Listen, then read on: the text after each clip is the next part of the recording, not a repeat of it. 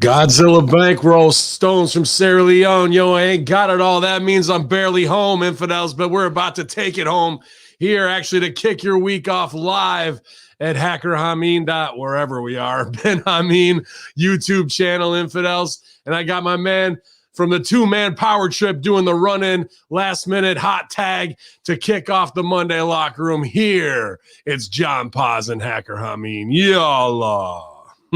Hello. What's going on? Thank you for having me, Ben. Appreciate it. Oh, man, appreciate you, Paz. I know big things are happening at two-man power trip. You've had just awesome runs with our cross promotion since we've joined up with Russo's brand, and just top-level guests, top minds in the industry, man. And thank you for last minute here. We had to have some roster changes, some personal stuff going on. So appreciate you jumping back in there, as I've had a great time on Pro Wrestling 101, and we're going to start working on a new show together on the developmental system, man. It's just getting all of our ducks in a row here at the end of the month. I spent all weekend editing Larry Hankin stuff, working on Beautiful People. So just trying to get ahead so we can create new, man. And I know that's what you're all about too. Yes. Awesome stuff. Love it. Love working with you guys.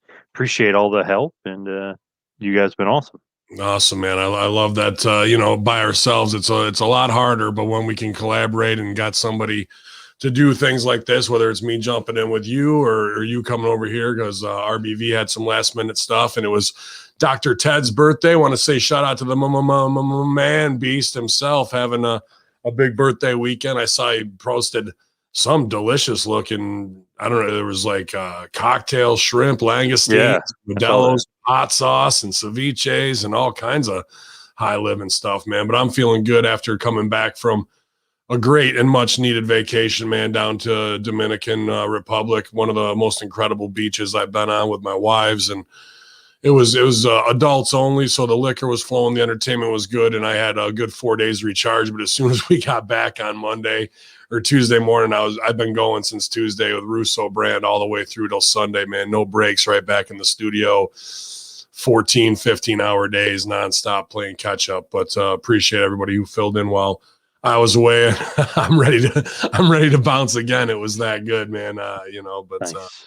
we got plenty going on as we head into May, right around the corner, about 5 days away here. And it was a big night last night for Impact with Rebellion. A lot of people talking that way with the crossover of the Forbidden Door being opened, and a lot of future endeavored heater stuff at the end of last week that we can cover as well. Did you get a chance to watch any Impact Rebellion last night, John? I didn't. I was recording, so I missed it, but I was following on Twitter. I was watching all the highlights.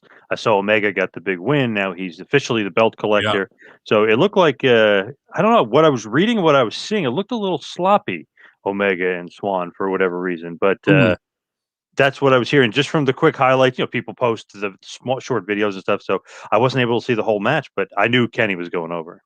Yeah, I had figured Omega heels up on that one. It's better business.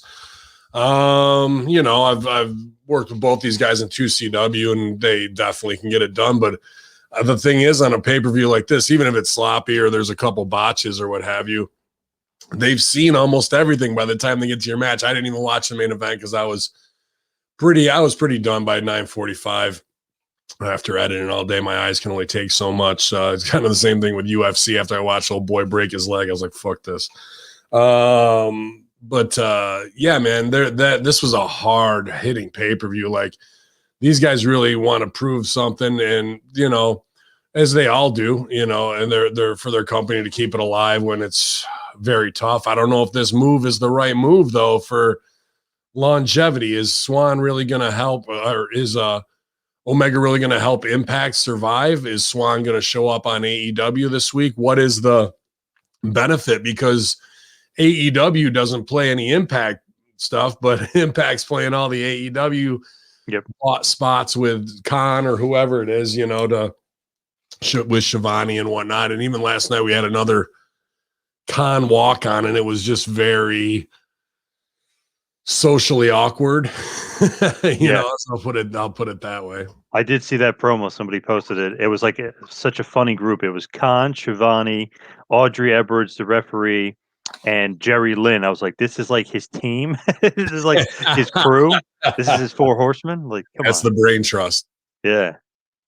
Yeah, man. I don't want to shit on brothers and sisters in the biz, but like for him to come up and go, and here's the best ref in the biz, I just about fucking spit water out all over the place, bro, because she shouldn't be anywhere near TV. She's so not ready for this business, or she's an affirmative action hire. She's, over animated going into business for herself. She pulls focus in 80 to 90% of the matches that she's supposed to be the ninja in and to be there for the spots. It's just so egregious and so like just rotteners.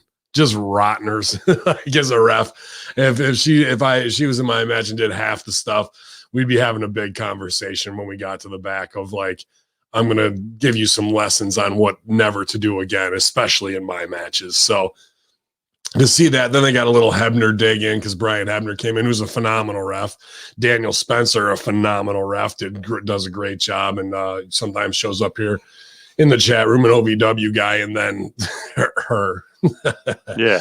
So, yeah, that doesn't surprise me that's the yes man brain trust that he would have with them. Shivani clocking that WCW paycheck going along to get along. Jerry Lynn, who probably should be running the show and isn't, and then her. So that made me laugh. And he still has the same jacket on, which is a weird thing for a billionaire to keep wearing the same clothing on that and making it even more socially awkward. But yeah, we'll run down today's headlines, man, and get to it. Get in and get out. Appreciate you guys. We got about 20 live watching us here. Ben Hamin YouTube channel. People say, what's up with the Horsemen? What's going on? We are on indefinite hiatus based on some things that we're trying to get done, and our legal counsel has told us to chill for a minute so we can insulate ourselves before we make the next move, so nobody puts a roadblock in our way from that happening. So we appreciate it. There's plenty on YouTube. You guys want to go back and listen to some evergreen content that way. But right now we're offline there and just waiting on some Russo brand business to see where we go next with Hamin Media Group is having its own platform and home. I looked into internet radio. I like it, but you can't have shows dialed up on demand, which is a big thing. You just kind of have to sit in the cut and wait for it. You know what I mean? So I don't know if that's the right move. I've just been on the fence, and I don't think when you don't have a move, inaction is the move sometimes, but I don't want to sit in the gray area for too long. But everything's been going up at patreon.com/Hamin Media Group. So we appreciate you guys following us there. And as well as YouTube on Ben Hamin and Hamin Media channels. So if you need something, just hit up at Hamin Media Group. I'm sure we can point you in the right direction if you're catching this show, guys. Let's see. I have so many screens in front of me, blinking on and off. The big news from last week, though, is the future endeavorments. And we talked a little bit about this on Russo brand, the thank yous. Like, hey, thank you for firing me so I can leave the door open. All these stupid little back and forth chess moves that are in the Cold War of, they didn't do shit with me creatively. They gave me a job and a steady paycheck, and now I don't want to have to go work the indies for very long. So I'm going to try and leave on a good note and smile as you fucking kick me in the nuts on the way out the fucking door, man. They should, I think I even heard Conan, maybe it was saying this, maybe it was, I can't remember, but they should stop with those words, future endeavors. Like it's just become an insult at this time. Yep. And they open themselves up to things like what happened this week, just more and more bad choices where they come in there like, oh, how could we insult anyone? Like Triple H and Steph try to be the buffer, and they're the ones with the conscience. Meanwhile, Game was the one who sent CM Punk his fucking walking papers on his wedding day. So it's like, even when people try and be like, oh, well, see, the McMahons didn't know and they tried bullshit. There's something bigger at work here with what we'll talk about here in a minute, but they never let an opportunity to clean house and use that go to waste, because a lot of people that got demoted or fired, and I'm not talking active roster people, I'm talking office people, when they get to those positions, you start at one thing and then you go up 2 or 3 tiers. Well, you're getting a pay increase every time. And now they may want to clean out some of that higher priced, management. And here's an opportunity to do so. And then put in guys that they only have to pay half as much as what they did now. I think that's the worker way of things going about it. When they see an opportunity like that, they'll do a little PR stunt to make themselves look one way, but they really had it conniving and planning the whole of course, so, but what we're talking about is Mark Carrano, a name feared, hated, loathed by wrestlers across the world who don't even know him for some reason. I mean, this guy is the top level office stooge who has to do all the dirt, who has to make the calls, who has to be the political sandbagger for the McMahons. And then that's why his name gets besmirched more than others do. But the big story was, and she's posted about this plenty, you can go to all her social medias, Mickie James getting a box with a garbage bag in it with her old gear. And, in the retrospective thing, Mickie knows how to play the game. Mickie knows exactly what she's doing because she's beloved by the world.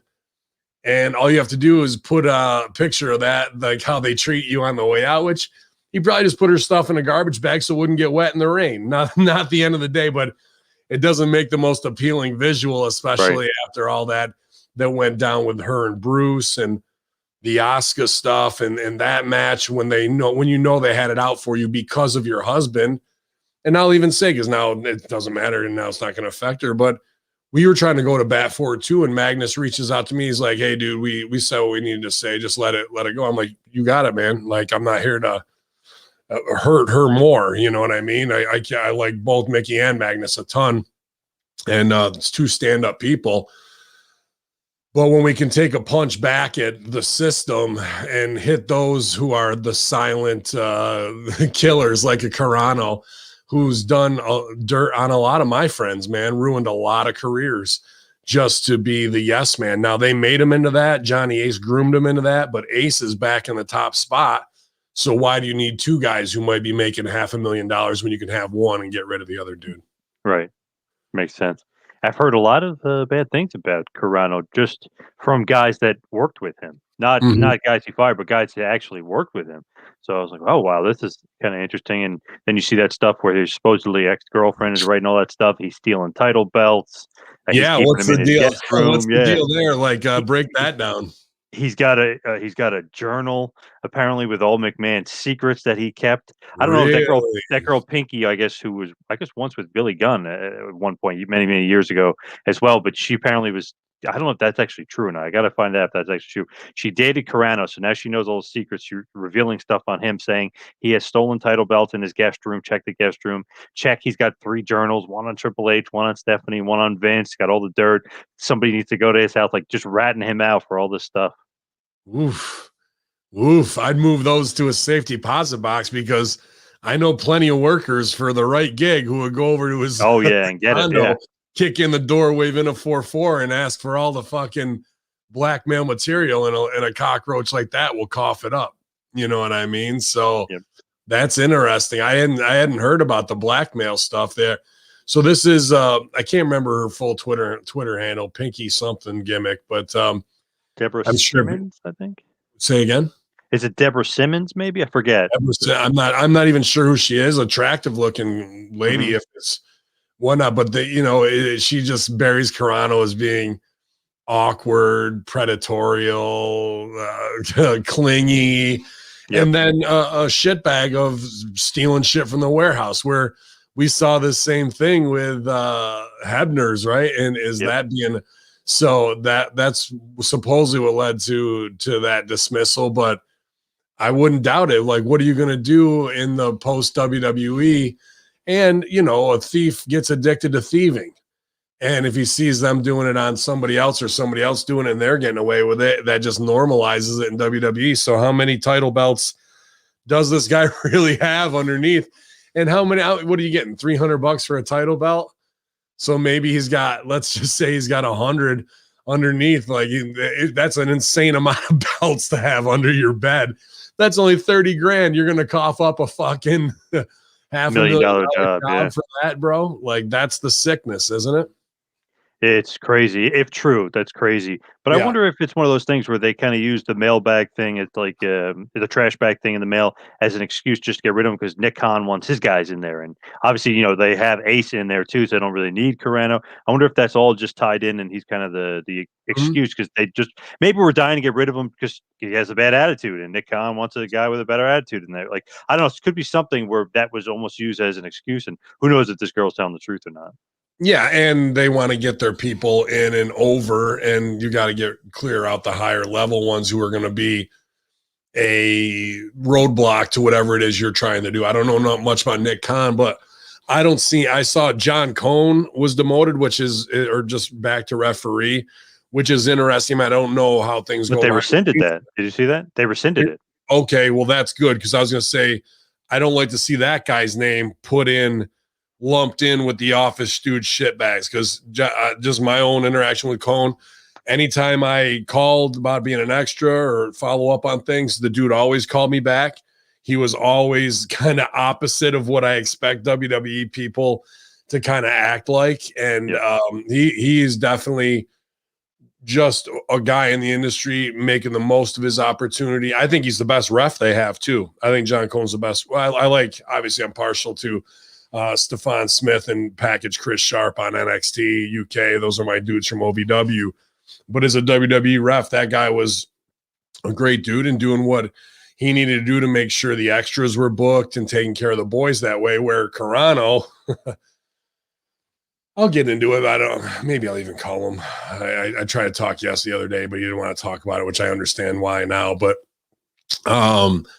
Carano is the hitman, the cockroach hitman, where one of my boys got some heat with Triple H as an extra and whatnot. And, we've been doing this shit for a long time. And then he was banned for like 2 or 3 years. And when he showed up he got rebooked again through Cone, who's an awesome dude. And you think the heat passes, Carano's over there and does the stooge, calls Triple H, and then goes to Cone and tells my buddy to leave. Like that's the level of being a shit. Like he couldn't even go up to him and say it himself, like because he thinks he's over, because he knows that he's a little, mark along those lines. So there's just things where they fuck with people that are on the lowest level who they already buried.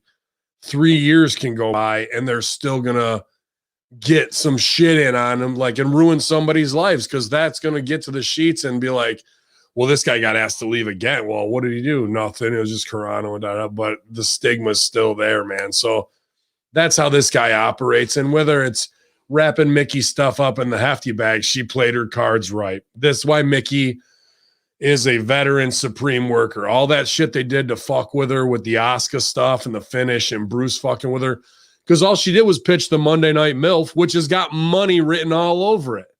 Yep. All over it. And how many other ones could they bring back in a MILF click to get that stuff over, man? But that was veterans knowing they're being fucked with, letting the heat pass, thinking something's going to go wrong, and then they let her go and there's tons of money written on her, which is fine with me because there's matches in NWA and AEW I want to see her do instead of just being enhancement talent for people who can't even lace Mickey's boots. But they send her whatever the gear was, wrapped up in a box and that, and it just was a bad look for WWE. That shit pops me.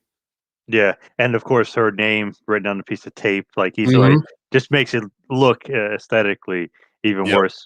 And I saw a bunch of your guys were posting like funny things like WWE.com shop. They have like the fake hefty bags with the logo and it says including the piece of tape. yeah, exactly. Yeah, well, that might be extra on the new ones there, but yeah, man, that's when you hand a real worker who's eating shit like that and now they're free and you can do, the smile, hey, thanks, I really appreciated my time, Vince, and because Mickey's up here. But now here's the thing, 2 years from now Mickey's going to get inducted into the Hall of Fame, and she'll go back and do it because she's a worker and she knows what's what and it's her legacy, deserves that. But how do you eat shit like that for a year and then go back and that's what being a worker is, and then be invited back in 2 years as some like face-saving campaign for them when you know it's all bullshit underneath the surface, man. Yep. It's just crazy that they always do that. And another guy that got fired was the PR guy, Joe Villa. And it's funny, I saw so many people say so many positive things about him, Okay. but I had nothing but bad experiences. Nicole Gioli, I've had good experiences with, who also was fired. But it's funny. I was even talking to Dr. Tom. Dr. was like, "Oh, I like that guy Joe," and so I was like, "I've had nothing but bad experience." But because they look down on like podcasts, if you're not a part of a bigger thing, they're more like Right. radio. Even though radio is kind of passe, they're like not on podcasts. So I was talking to somebody that works for WWE, kind of only really part timer. They call me back and they're like, they don't want us doing a podcast because they feel like they can't control the narrative. So then this was like weeks ago when Joe worked there, and I got a message from him. He was like, "Yeah, we can't do it. I can't accommodate it because we can't control podcasts." Blah blah blah. So I was like, okay, that's fine. But Who are you trying to get on the show? Harvey Whippleman. Isn't that funny? Like, of all people, they didn't want him on a podcast. I was like, okay. He's still office though, and has got a gig that you had to Yep. clear. Yep. He still works behind the scenes. Yep. But I just thought that was funny. I was like, wow, Harvey, of all people. But years ago, it's funny. Like whenever I do interviews, it's usually connected to somebody, and I've gotten a ton of WWE guys, but none thanks to him. I mean, zero. And I've tried to, and he kind of nixed a bunch of them. So years ago, somebody that doesn't work there now, but he at the time he goes, yes, let's do it, let's set it up. All of a sudden Villa come in, he nixed it. So then I went to the guy and I was like, oh, here's what he said. I forwarded him all this stuff, and he goes, oh man, he goes, he's an asshole. He goes, let's do it anyway. So we did it anyway. There you go, so, bro. so I was like, oh, that's great. But the guy literally, even like years later, would remember. He goes, oh yeah. He goes, because I talked to him not that long ago. He goes, oh, remember that? He goes, that guy was so rude. I was like, I know, but he was saying like, he's like very typical. If you're at a certain level, of course, he's going to kiss your ass and be nice to you. And he Sure. was obviously said something different to him than he said to me. So I forwarded him exactly what he said, just so I was like, oh, just to he might be telling you a different thing than he told me. But that was one of those things where I was like, maybe And that's karma. how Ace and fucking Carano work, where it's some bullshit, then they go to the uppers, and then they get the inside stooge, and then they come back and have to interact it. So at one time, the guy might have been a decent dude, but they break you to be an office cockroach like that. And it's just asinine. Harvey Whippleman, like he's going to be the cornerstone that kills the foundation, bro. And it's funny. It's like, what narrative are they trying to control? You know, I don't even get that. They need to control the narrative. It's like, what do you mean? Like, you want them to say pro WWE stuff 100% of the time and not talk about anything else? Like, I don't know what that means. They want to control the narrative. Something crazy just happened to my computer. Are you hearing me? Yes. Yep. Yeah. For a second, you hold on 1 second. That was weird. Went to the screensaver out of nowhere. Sorry, I'm wheezing, even though I took a bit of allergy medicine this morning. I can feel it deep in my chest as all the trees are blooming and shit, man. So yeah, I'm all left up here in New York. Especially coming back from 85 degrees and it being 50 yesterday. Yes. But yeah, man, that's the insight on the Stooge Core, but getting released. So there was, I believe me, when every wrestler, whether you knew him or not, when the name Carano echoes through everything, like, fuck that guy, even if people didn't know him. So to see him go, people are like, yes, like there's one, at least one. But like you said, we said, I think that's just lip service for them moving out high price guys, because the next guy can wrap your shit in a garbage bag and send it to, and they wouldn't give a fuck. Apparently they did that years ago with Jillian Hall. She thought that was like normal. So I guess she wrote like, oh, somebody did that to me too. I thought that was like the normal thing that they do. They just send you stuff back in the trash. Definitely could be. Definitely. I mean, I wouldn't be too upset about it. It's just like Mickie knows that they got him individual like that. Yeah, it just looks horrible. Yeah. So then Triple H and Stephanie and Johnny Ace have to apologize to her on social media. Exactly. It's like, you want me to bow, but I won't. And that goes back to my original point. Like watching Tucker's fucking, like, first thing Tucker tweets, can't wait to tell my story. Everyone's like, go to Hamin, go to 2-Man Power Trip, go to Russo, talk about it. Then 2 days later, Probably because somebody got to him and goes, bro, you better not go do any stooge thing or you're going to be fucked for the future. Yeah, you won't be allowed back. Goes right out to his fucking Florida condo side by side in the backyard and cuts his thank you to everybody and even upper management, though we didn't see eye to eye. Yo, come the fuck on, bro. Yep. Come on. Yeah, that was bad. Not as bad as Spud crying and then getting rehired, but that was. But Spud was working that. That was a work. Okay.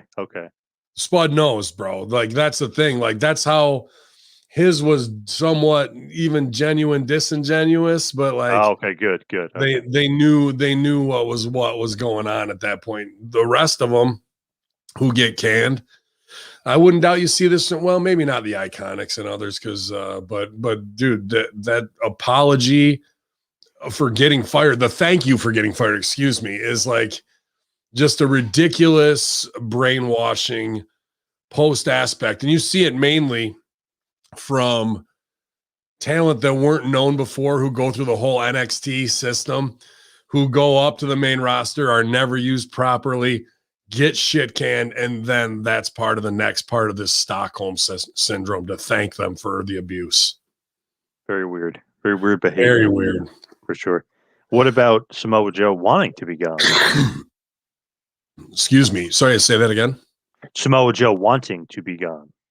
Well, I can't blame him. The guy's a high-level performer, and then he's injured and put on commentary in the Taz spot, and you know, he just has Vince in his ear. He's saying asinine things Samoa Joe would never say. It's the Samoa Joe he'd known for 15 years would never. He's a very cool guy. He's a hip-hop guy, and now he talks like a 75-year-old man. Like, how long can you weather that storm as a creative in order to collect a fat paycheck while they're making you look like an asshole, kind of, you know what I mean? And I feel bad because I definitely battle the bulge all the time, and I know he does too. So he's there packing on pounds, and now he's got to come back when he could do some awesome stuff with MJF at AEW, with Punk in a one-off. There's a lot of opportunities to go back to Impact and do an oh my God moment. But he's got to shake some pounds. You know what I mean? Because if he really wanted out, he would have been working hard to get ready as a worker to be out and then turn right around and fucking really stick it to him. But right now, I'm not, you know, I'm working hard to get back into ring shape just for the indies. He's got a long way to go too. So I like Joe a ton. You know, he was great to me at 2CW. I want to see a big fuck you to WWE for what they do to a guy like that, where they leave millions of dollars on the table. I mean, there's just him in the clique with Roman. If anything, he should have Hamin's spot, you know, like it'd make way more sense tribally. And they just never do anything the right way with anybody when there's fucking millions of dollars there. So I was watching Botchamania and they showed the last appearance of Samoa Joe on WWE TV, and he's got the fucking poncho on. You know, it's just like, that's about as apropos as it gets, bro. Yeah. I feel like too, maybe he could have been in like a Jey Uso role, and then he turns babyface, and him and Reigns feud a little bit. I mean, there's money there. You know that they would have had a big time match. Could put that in a big pay-per-view and have that be the main event. Sure, Roman can still go over, but it would have been a great tease that Joe might win the title. Absolutely. And they're still missing with Tamina and Nia. Japanese. They're missing on that, dude, because they got them fighting each other and say, you think you're the King Kong, bitch? And I'm like, dude, the money is them together going with Roman as female hitters. So they don't know their ass from a hole in the ground, even so. But Vince McMahon, yeah, you might have heard of me, pal. He spoke during a Q1 investors call last Thursday about the company surviving and thriving during the COVID-19 pandemic. During the call, McMahon talked about the company being able to overcome the struggles of the pandemic and finding a way to change their business to a positive. He says, like any other form of entertainment and sport, we're coming out of COVID. Said McMahon, at first we were in the survival mode, but we found a way. Once we felt secure when we saw this opportunity to rethink the way we do business and open what I call the WWE treasure chest. Yeah, treasure chest. Nice. The new pay-per-view. He also says he has one of the best management teams in WWE history, and I think we have that team, a team that's innovative, a team that grabs revenue, and has reorganized our company in a far more efficient way. Well, I got to fucking, he keeps going on.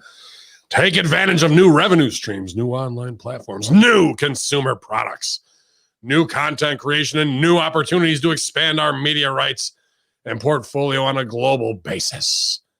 I don't think, I think that's completely wrong based on how they did Twitch. There's millions there with Twitch, and instead cut it off. AJ's 12-year-old kid said he didn't like Raw because Raw sucks shit through a straw, and fucking boom, everybody's off Twitch. Fucking what's her nuts is crying after losing $47 million or $47,000. Paige being on there, really not even doing a show, just standing there in a bunny costume. Yep. In old video games, telling people to fucking gift subs. That was her show. Really in depth, really good stuff. Let's go back to the 2-camera shoot where you're getting fucking blasted. I like that show better. You know, and Miro leaves and he's on it still, but there really isn't the wrestler presence. I'm banned, you know, and what they could have done with third parties, even including 2-man power trip, where you can't even get Harvey Whippleman on. It's ridiculous to say like we're expanding when you're doing the exact opposite. The expansion was selling your library to the cock, and now the cock is getting scrubbed for SJW reasons from people who are going to ruin the history of what you built. But he doesn't care. He's got $1 billion. But the new team, and I was going to say this back to about Carano and others, and I am glad John Cohen isn't out of that spot. That made me happy to hear that. Is you know, I don't think you're gonna see those positions. New talent relations assistant, new PR, you know, whatever the other guys were. Like I definitely see Pat Buck and Adam Pearce being put in those spots.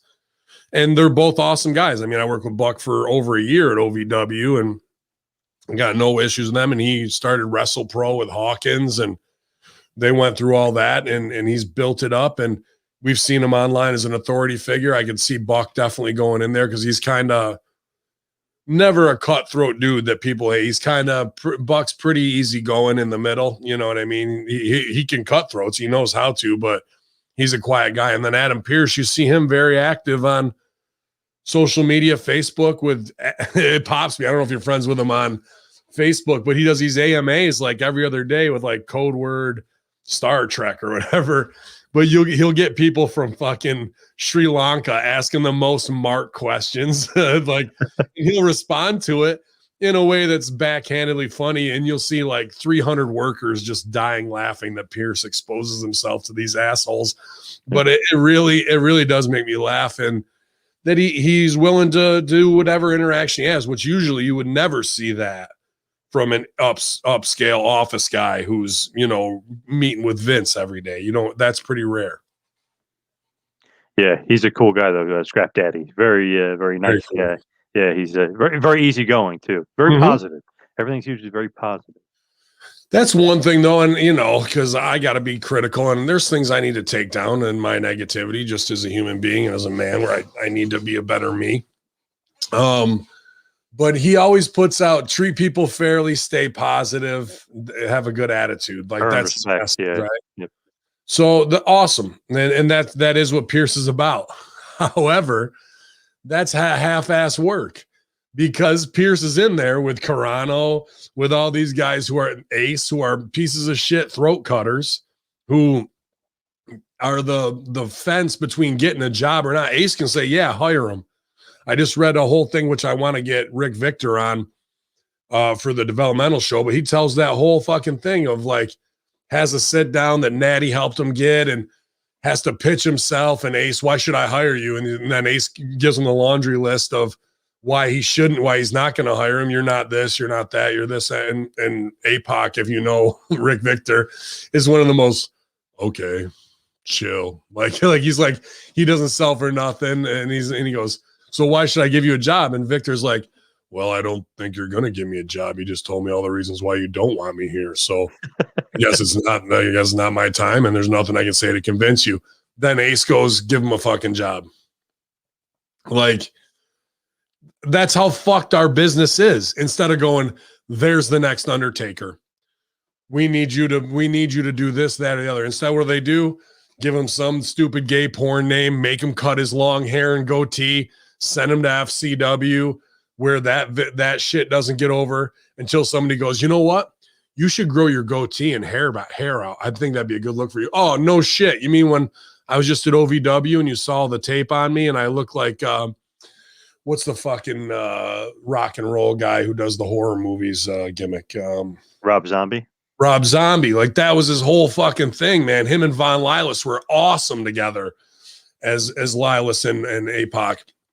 And he shows up that way. They break him for a year, see there's no money on what they wrote, and then have him go back to Rob Zombie, which turns into the Ascension and some other iterations that way. But that's the shitbag level that these guys operate at. And I'm glad though, but Ace just got re-promoted. So Pierce and Buck are underneath them. So even though we talk about positivity, they still do this same dirt. It might not be Buck and Pierce, but it's still going on. Meanwhile, the front-facing baby face that Pierce is, it gives them a good look.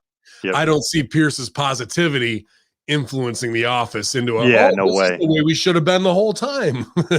Right. And it's funny, I heard a story. Well, I've heard a million stories throughout doing so many interviews about Johnny Ace, but for some reason I just laugh at some of the stuff because apparently somebody at FCW at the time, they were doing some sort of shoot, and I guess he's there, and somebody needs to watch this tape of this shoot. So I guess Vince or somebody above Ace. So he calls down and he's like, okay, the guy doesn't have the right tights. And he's like, well, I guess Dr. Tom had to get involved, and all these guys had to get involved of like getting this guy tights and stuff. And it's like, he's like, no, that's not the right color.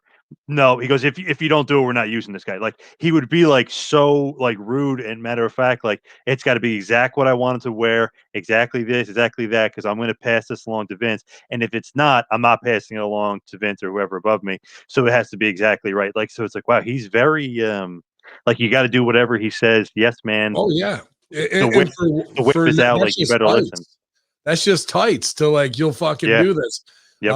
On Beautiful Podcast, Velvet Sky, because they get this a lot, beautiful people who are as beautiful, if not more beautiful than ever. Like, I send the guys and they're like, God damn, Velvet looks better than she ever has, and so does Angelina. I'm like, dude, you don't got to tell me. But, when Velvet was going to get signed or was looking to, before Beautiful People ever existed, he brought her in and was like, well, we don't really like anybody dating on our roster. Meanwhile, there's other people doing whatever they want. Right. But the test is because she was with Shane Helms at the time, a decade ago, whatever this is, even longer probably now. And like, without saying, break up with Helms and we might give you a developmental contract. And she'd been with him for 2 years. Like, what the fuck does that have anything to do with the performer that Velvet Sky is, the sex appeal? It's not like she's pitching to do an on-camera romance with him or anything along those lines. It's just more of, what will you do in your personal life that we can fucking control you and make you do these things that are very strange. And even Velvet's, I won't go too far into it because you guys got to pay for these incredible shoots at patreon.com/thebeautifulpeople, or, the normal show on Russo's brand. They have there on, I think it's just on the $5 tier. The extended shoots are crazy, especially on Ace and Dixie, if you want to hear those. But, yeah, they're great.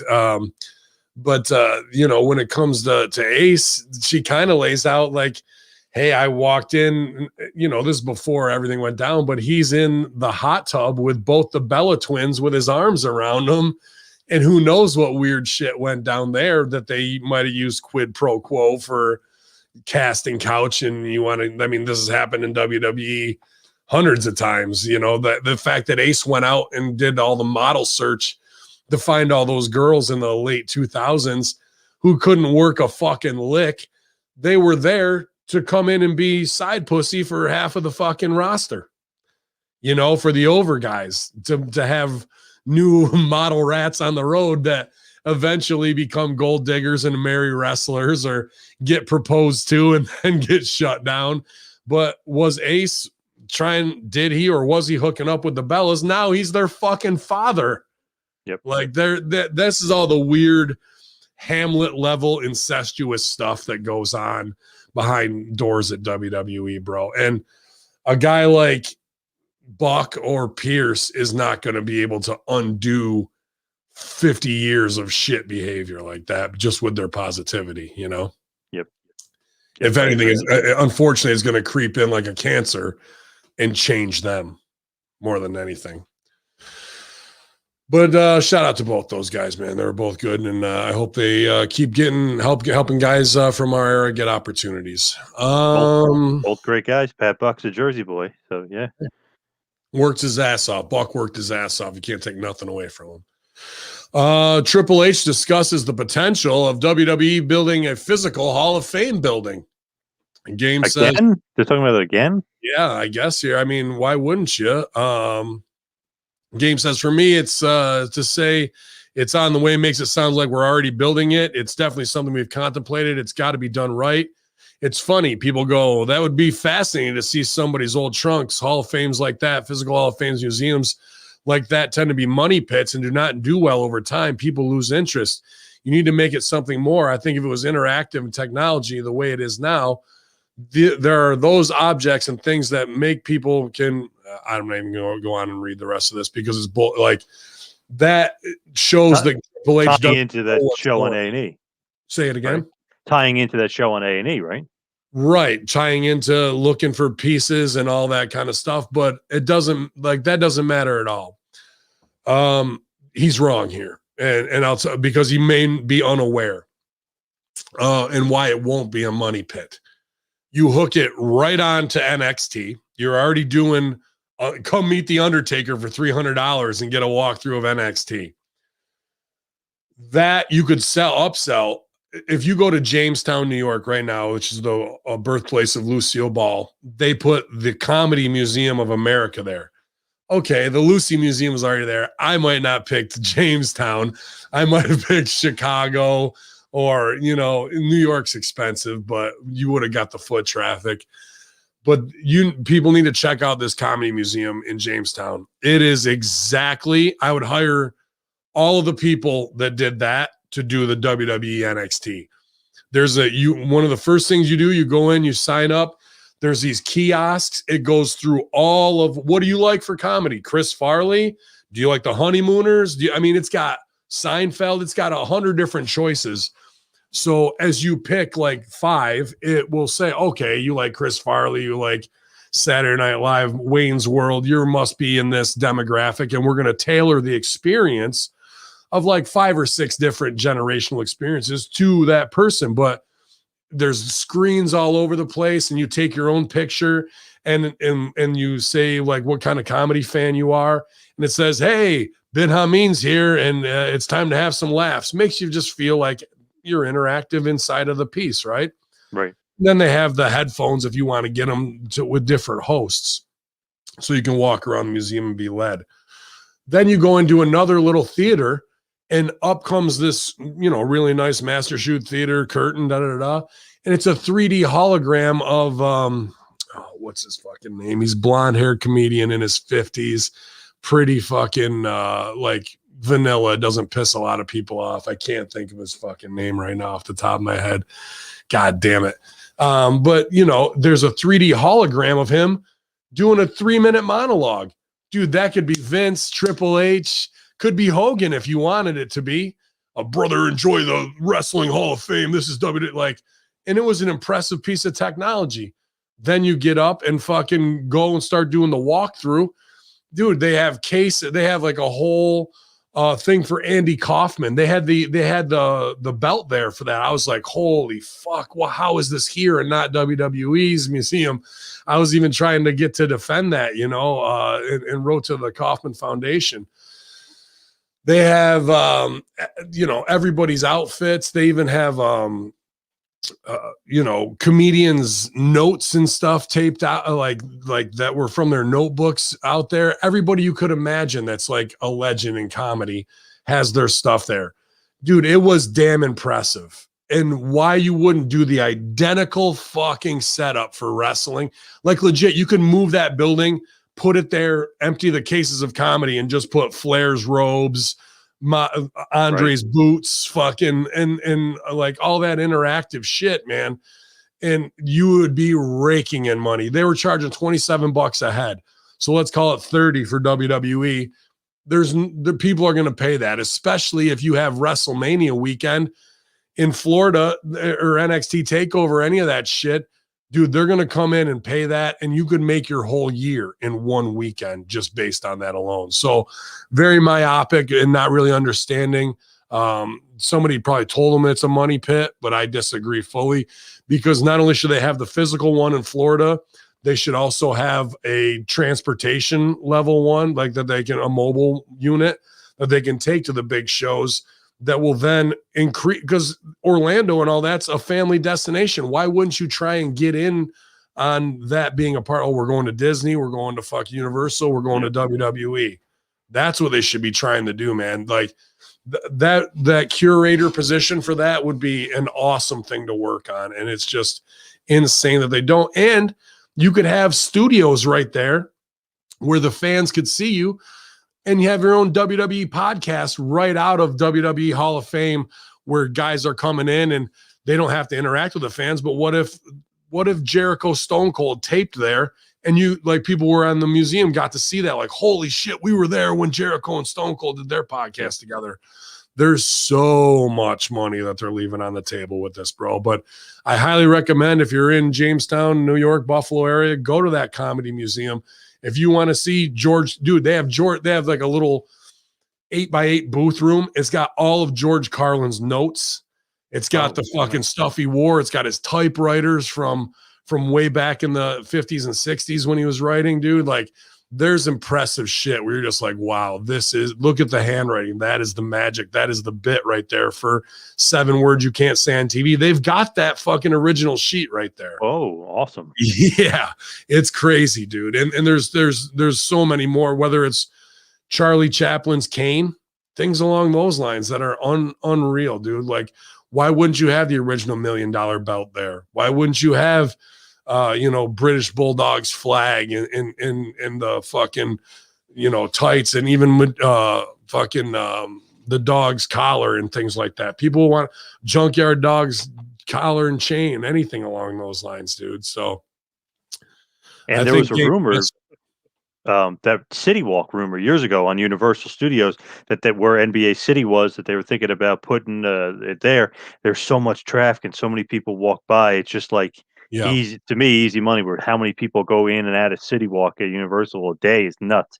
So even if you put it there and then had maybe, I don't know, a big screen outside, and you show what's going on inside, or you show videos or something. I mean, it'd be crazy, because now with the Peacock stuff, they have WWE stuff all over the place down there in Florida, and they'll have. You don't call it Peacock around here; it's just called the Cock around here. Oh, the Cock, yes. so with the cock stuff all around, they have pictures of Sasha Banks and Roman and all the stuff. So might as well just do that easy little tie-in there. Yeah, super easy.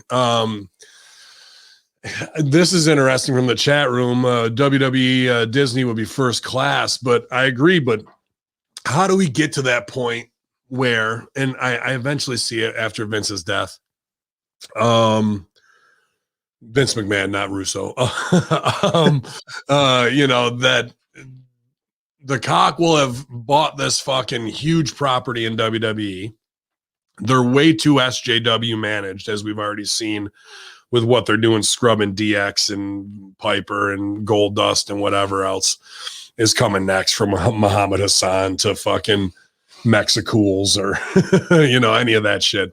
It's all got to go. By their standards, it's all got to go, which is ridiculous. But I see them having paid $1 billion for something that is going to be a losing property.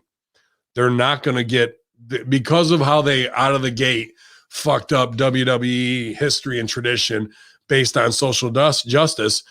They did that before WrestleMania. That was the stupidest move I've seen, because what they needed to focus on was getting people to go from $9.99 on WWE app to $4.99 onto the cock. And they fucking, instead of that, insulted wrestling fans by going, guess what we're doing? Instead of waiting till later. And that had a lot of fans going, well, guess what we're doing? Stealing every pay-per-view from now on and never signing up for the fucking cock. So now they're going to lose on that $1 billion they paid. It'll be a losing asset. People won't sign up based on whatever WWE sold them as like the lie. And then they'll be looking to dump it off. I think NBC will eventually dump all of that to Disney. Disney will create Wrestling World, just like they did for Star Wars. And you'll see guys, imitation Hogan's. This is like 2040. Imitation Hogan's, imitation Macho Man, just like they've got the Princes, right? There'll be 6 guys who play Macho Man throughout the week, walking around, and then they'll have a completely staged wrestling show, an event there at 1, 3, 5, and 7. And then they'll have autograph signings in the morning with the real WWE star or whatever they rebrand it to at that point. And we'll just have WWE World, and there really won't be any touring show. It'll just be a nostalgia novelty of what it used to be. I like that. That's actually a great idea. I would love to see something like that. That's awesome. Great idea, Ben. Okay. You should start putting that. You should start putting that together.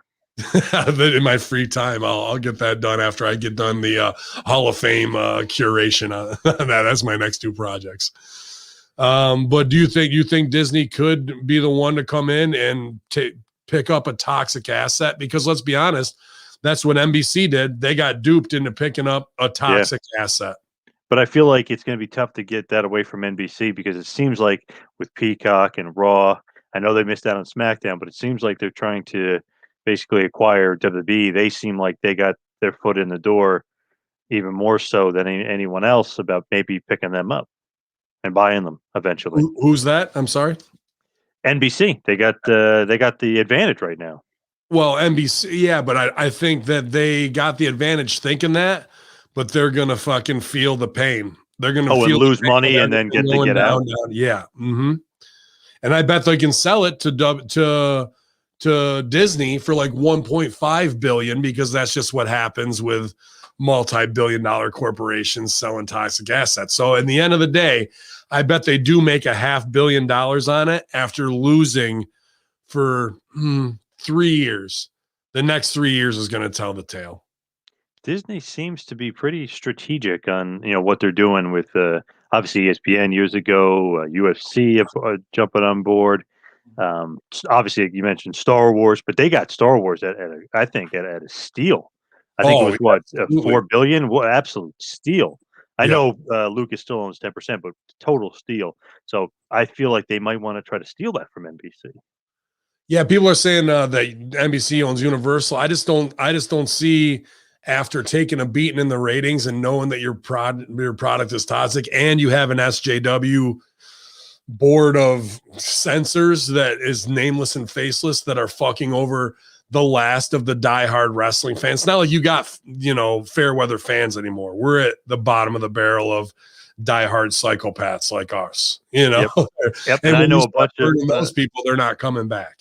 Yep. And I know a bunch of historians that basically won't get Peacock just for the fact that they cut out the original shows. They're not exactly what they remember, exactly the way they show. So they like, oh, I'm not getting it. I'm like, oh, it's only $5. Nope, not getting it. Like, okay. Yeah.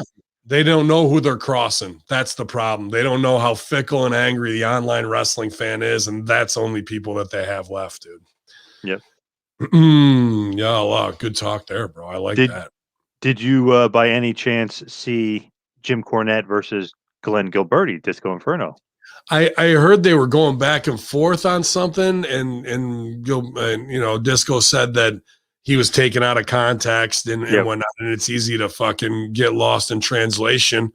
I think Cornette and Disco, I think Cornette on K100 would be an awesome get. I don't see any barriers standing in the way there, aside from Cornette going, well, he works with Russo, so I'm not doing it. Well, I think those K100 discussions between Disco and Dreamer or the guys in fucking Magnus, I think those are some of the best shows they do. Yeah. Where they're, but then again, that's where, that's why I only really listen to Two Man Power Trip, Disco and Conan and Cornette outside of Russo, Brandon, Hamin Media Group, because they're unabashed in we don't give a fuck about getting a job. We're creating our own thing.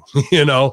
We're not towing the line, where there is something to be said with guys like Dreamer or Magnus, who are running companies as Office, who still have to walk a line. They talk openly, but they also talk with, and maybe that's just them being nice guys and me being a dickhead, I guess. But they also talk with kind of feathered breath. You know what I mean? Where it's like, they'll say something critical, but it's not the go in of like, fuck that, bro, that's a lie.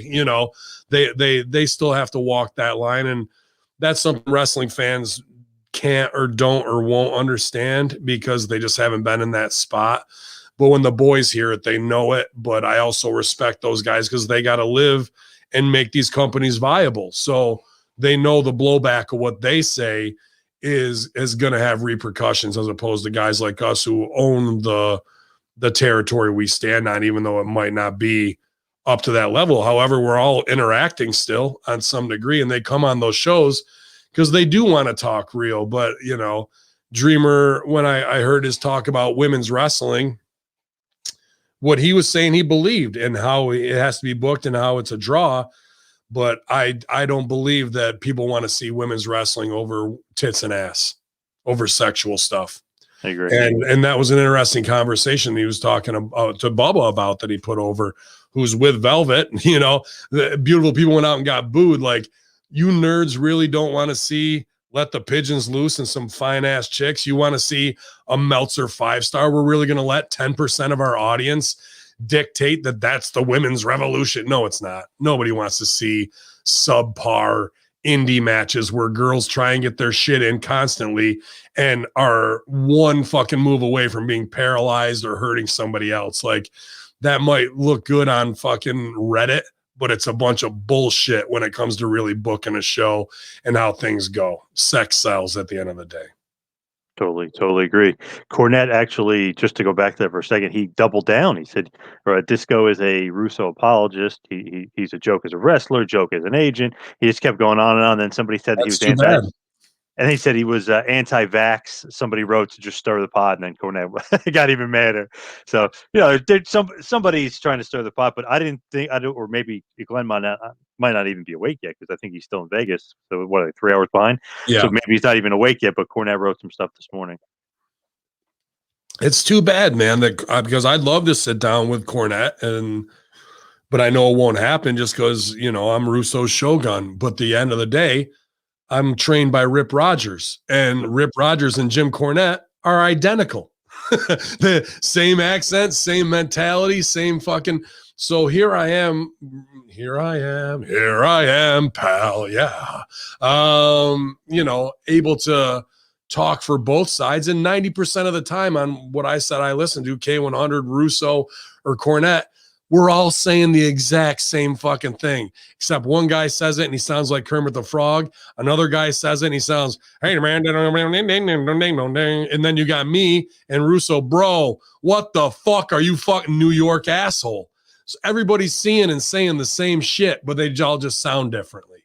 And then they're at each other's throats for what? Instead of building a coalition of like-minded thinkers who, when the workers heard it and heard what Cornette's saying about the Young Bucks, and then hear what Conan and Disco are saying, the same shit, and then me having worked with the Bucks for 3 years in 2CW, giving them, yeah, I know the Bucks are going to buck, but here's what I'd like.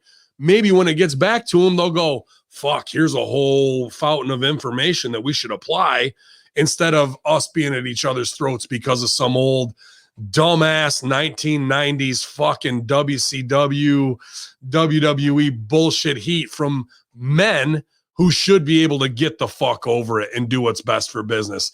Instead, we got to cunt off like 13-year-olds on fucking Twitter instead of, going on each other's shows and talking it out and having a lively discussion. Doesn't mean you got to agree at the end of the day, but let's not cut off the fucking opportunity to create and make money together. If Cornette's a fucking great and world-class promoter, why wouldn't he fucking do that? That just is asinine to me, bro. I don't know. For some reason, he just he won't do any Russo stuff. He just absolutely hates Russo. But that's just so funny with Glenn, because I know a lot of their opinions, like kind of cross paths. Like you said, they definitely agree on a lot of stuff. But he was just on fire. But I don't know if Glenn wants to kind of get in that kind of Twitter war with Cornette. Cornette seems to always win. What is a win? A win I guess is get the final word, I guess. Yeah, that's bullshit to me, though. And I'm not trying to shit on you, Paz. That's not a win. When you fucking cut off conversation for an aha gotcha, as opposed to here are two brilliant minds that have an audience and people would love to see them tangle and fucking go back and forth and find maybe a mutual respect at the end instead of let me get some shock value, quick fucking shit in. Dude, that's 5% return instead of getting the full return out of it all. You know, if you're going to work something and go back and forth, it's got to lead to something, not just a quick, well, fuck him. I don't give a fuck. What the fuck? Like, okay, bro. Okay. Yeah, like that's ignorance. That's not good booking. That's fucking short-sighted, myopic, old man bullshit, and nobody fucking benefits from it. And when we all could be getting somewhere and making a real change together, you know, that's the shit that kills me, dude. Even imagine a quarterly 2-man power trip hosted event with K100, Russo brand, and fucking Cornette brand coming together to have summits of what needs to be fucked and fixed in wrestling this quarter. And then maybe we name 5 things. And if one of them gets done, at least we've done something, right? At least we've helped change and protect the business instead of just shitting on everything all the time. And then fucking Cody calls Russo a racist, and then it's proven that he's not, and there's no apology. Or they should fucking Miro and them go at Cornette instead of like when Cornette's right about all that shit with the best friends and all that. Like, it's just he's saying it salaciously. And he didn't call it fucking Penelope gimmick a whore. But, bro, when you point out the fact that you're jumping from one dude to the next in the locker room, and then you want to come out and go, don't say shit about, well, you're kids, and we are saying shit, and this is what actually happened. So just because it comes out with a ding, ding, ding, ding, ding, ding, ding, fucking, they feel some kind of way about it. Well, true. And if you look at what Conan said it. Right, and look what she wore during the wedding too. So it's like it wasn't like a elegant dress. She was dressed like slutty, so you get people's attention. So it's like, all right, you could say that and not get. Which is exactly what you want to do at your wedding, is get banged by somebody else. Yep. You know, so it's all vilified and it's all ridiculous at the end of the day. And let those kids come on and talk for themselves if they really feel some kind of way about it. That is money. And what are we in this business for? Money, not fucking likes and retweets and this bullshit. So when they go in and do that stuff, I just look at these old timers and go, wow, you should know way better. If I know this, your ass should know better than this, you know? Yep. Speaking of weddings, Chelsea Green is opening to marrying Matt Cardona on Impact Wrestling.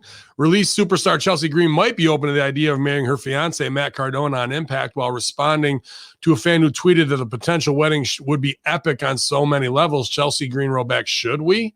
Dude, yes, you should. And it should end in a huge debacle. And we get the return of Laurel Van Ness, twice jaded Laurel Van Ness, dude.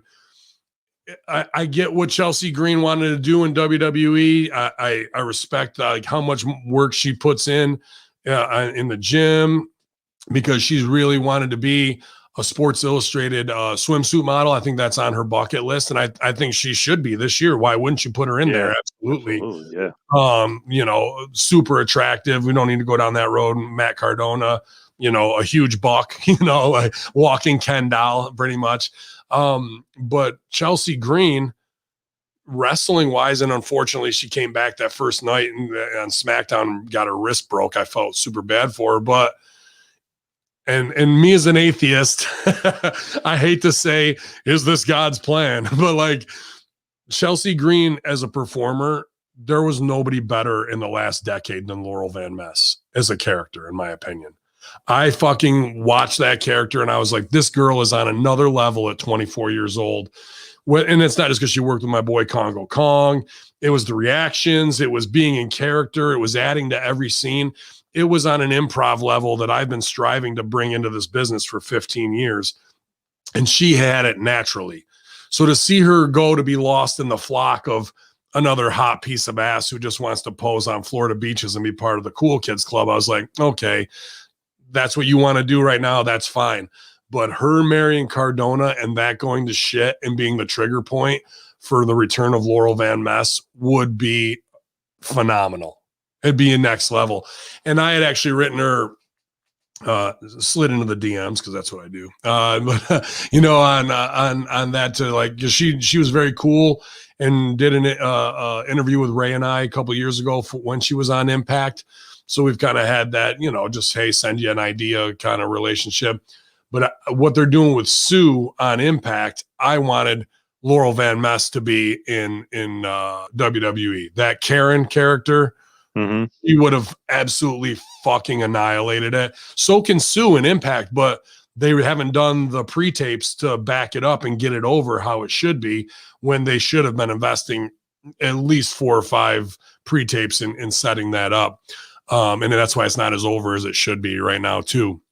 But definitely Chelsea Green and WWE would have made that. And I had a bunch of ideas that Hamin Media Group had come up for her with that. And there's just times at night where my eyes are open because I have these ideas for people that I have to give away, black market creative, of like, this is what I see in you, instead of like holding on to it, you know, like what good is that doing anybody?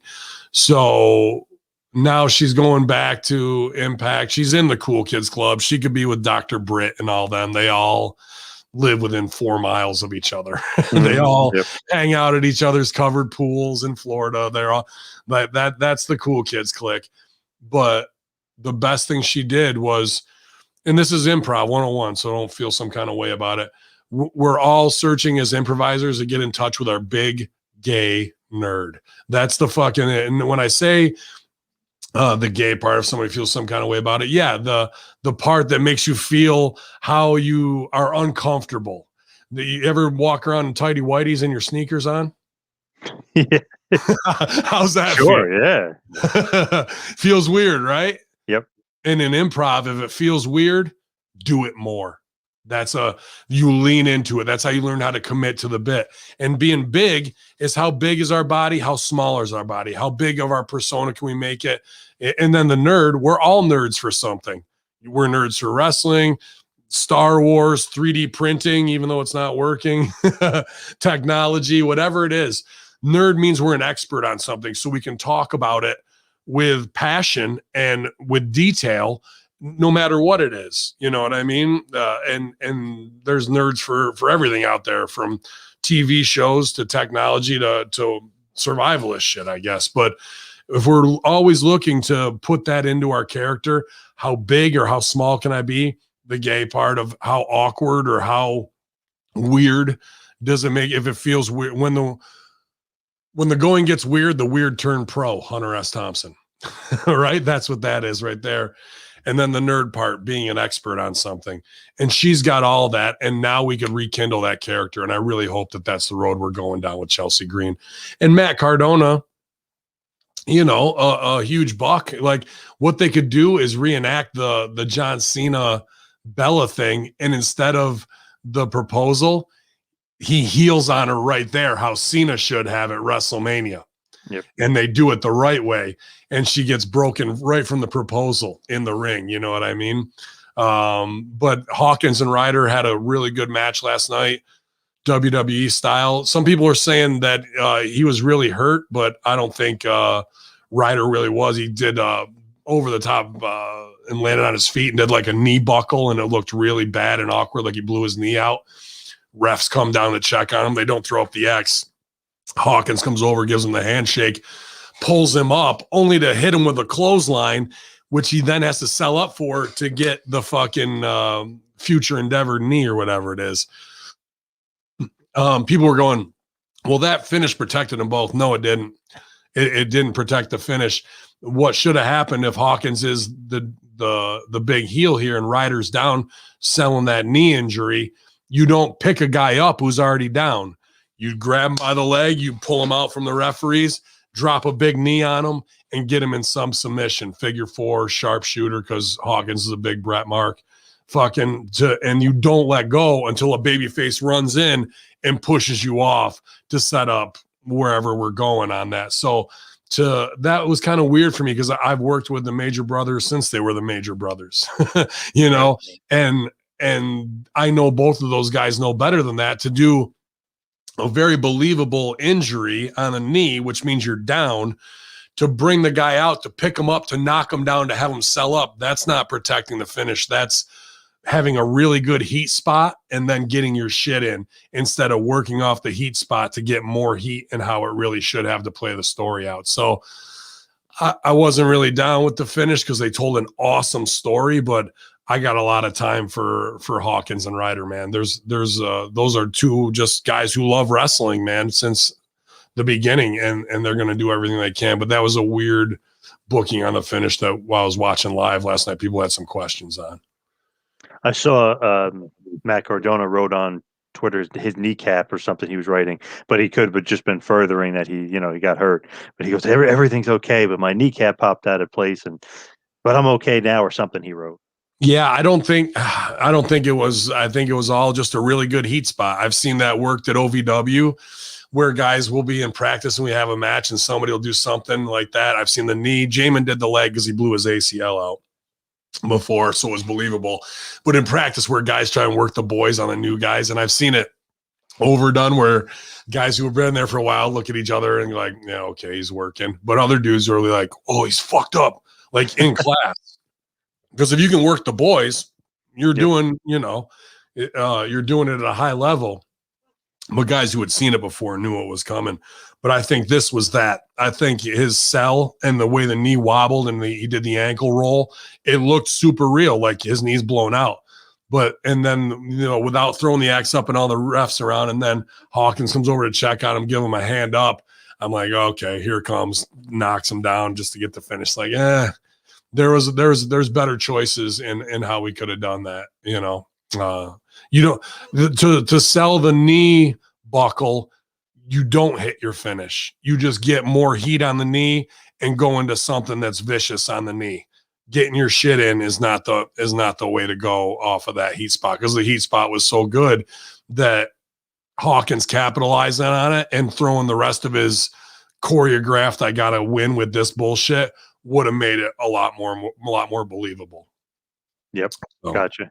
I'm just curious though. Do you know anything about why Chelsea was released, Chelsea Green? Because that was a surprising one to me. Well, you're talking about the Cool Kids Club Stooge Corps. So you want to talk about how they, how vindictive a Carano and them are. And this could have been a Carano move before on his way out. Matt Cardona gets fired, whatever you want to call him, Zack Ryder, Major Brother number 2. He gets fired, right? What did WWE do within 2 days after that? Oh, they want to use his pool or something, didn't they? To shoot Otis and Mandy Rose when they were doing that fucking bit, right? The reenactment of Fast Times at Ridgemont High. So who do they call? Chelsea Green, who it's not her house, but she lives there with Matt. And she's on the roster and low on the totem pole, but they know she's in the Cool Kids Club. So this is, we need to shoot some. They're literally around the corner, 4 minutes away, like waiting. Oh, well, I mean, we can go to Cardona's and shoot it. Instead of having a failsafe, which is a test for Chelsea Green. Are you going to be with him, or are you going to do what we want you to do and fucking and we'll disrespect even Ryder, who's been here for 12 years, by using his shit because we've got you in the palm of our hand. And now you have to choose. What's she going to do? She's going to go to Ryder and he's going to say, fuck them, fuck no. And then she's got to go back and say, it's just not a good look. So she failed the test of jumping through their fiery hoop. They fucked up, or maybe they did it on purpose, of not having a location set to shoot. Or they maybe should have waited another week, got that done, and then fired Cardona. That'd have been a better fuck you. Right. But they made her jump through a hoop that she didn't, and she passed the test of life, failed the test of the marionette puppet for WWE, and they kept her on the shelf for a long time, right? After that. Then she comes back, gets her wrist broke. They're probably laughing their asses off at her because of it. And fucking then they never forgot about the test that she failed. So they just been waiting. And then they can drop it on her that way, bro. That's how vindictive and fucked up they are. Yep. 100%. Interesting. Oh, okay. All righty. D-Lo, you might have heard of him. He was on a podcast and he thinks talking about the most promising talent that they have. And he thinks Deonna Purrazzo. He says easily Deonna Purrazzo is going to be the face of the knockouts division for a long time to come. That woman's got star written all over her. She carries herself in and out of the ring like a star. Always Eddie Edwards is a guy you look at and go, man, Eddie's the flag bearer of the company. And then Ace Austin, I think he's got potential to be a special in this business, be a multi-time world champion here in Impact. Future's bright. We've got people lined up everywhere. We can handle different roles, and I think there's so much on the horizon for the company. I'm just excited. I hope so. Numbers are down. Putting the belt on Omega, I don't know if that's the look you want for, like, to keep your company strong. They do have tons of great talent. I mean, Sami Callihan to me is the backbone of Impact. They keep saying Eddie. I know Eddie is great, but I watched Eddie last night, and he's a phenomenal worker, but he's not in shape, unfortunately. And I know they're booked for the 2CW reunion show, and I saw fucking Davey Richards, who's in better shape than when he left wrestling now. And that's going to be tough putting Eddie and Davey next to each other. I mean, it'll work and they can do everything they've ever done, but Eddie's becoming Tommy. And I think he likes it. I think who wouldn't want to not have to work their asses off and could be a little out of shape and be considered the new Tommy Dreamer? That's not a bad spot to be in, because I like both Eddie and Davey, but they were clean cut, white bread baby faces. And now Eddie's a bit more grimy and Davey isn't. And that's just the 2CW show, but I don't see how you could put them back together on TV if that opportunity was there. Eddie'd have to do a lot of work to get into shape that is even close to what Davey's in. Ace Austin, potential, but to me, he's like Austin Aries. Is he ever really going to get over to the level that he's a draw? Or is he just going to be a name because Impact built him?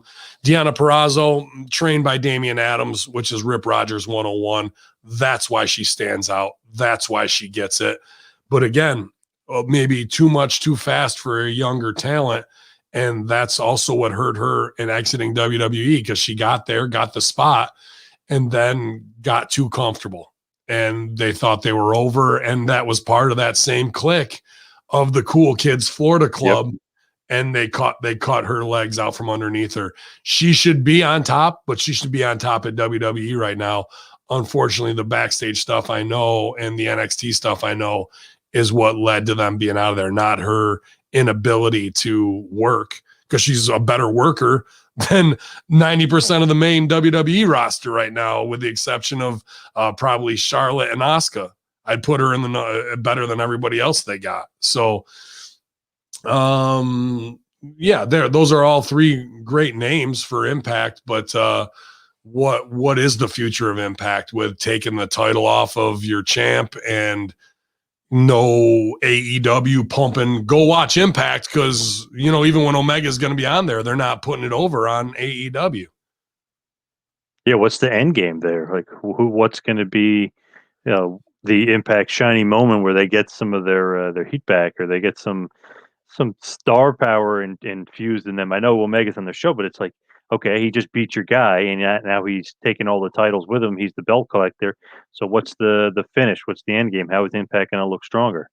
How are you going to make anybody off that? In fact, the only guy I can see coming in and fucking Omega over to look like a superhero, and he needs to beat Omega in like 4 minutes, is Moose, but Moose is a monster heel right now. He's a heel, so Moose needs to be the one to go to AEW, fuck over Omega and fucking get the titles back and bring them back. And not only that, he needs to beat Omega for every title that Omega has. Moose needs to go and collect all the belts from Omega and leave him laying that way. You know what I mean? And even then, the real heat at the end of the day is between Cyrus and fucking Scott D'Amore. So how do we pay that off? That's where the real heat really is at the end, the underlying id, not the belts. If you're talking about the companies, it's going to be relying on management. And if Khan's going to talk shit about Impact, then that's got to be paid off.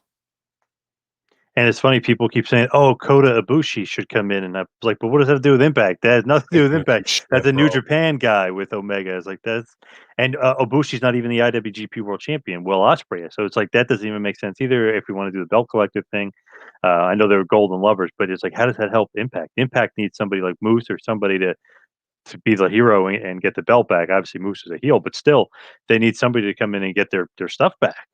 I don't get, I mean, maybe I never will. Maybe I just don't understand it. I'd love to go to Japan and beat the shit out of everybody.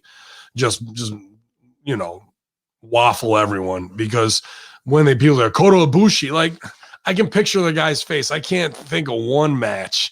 I don't give a shit. He's not going to raise the ratings one fucking 1,000 people. He's not for any show.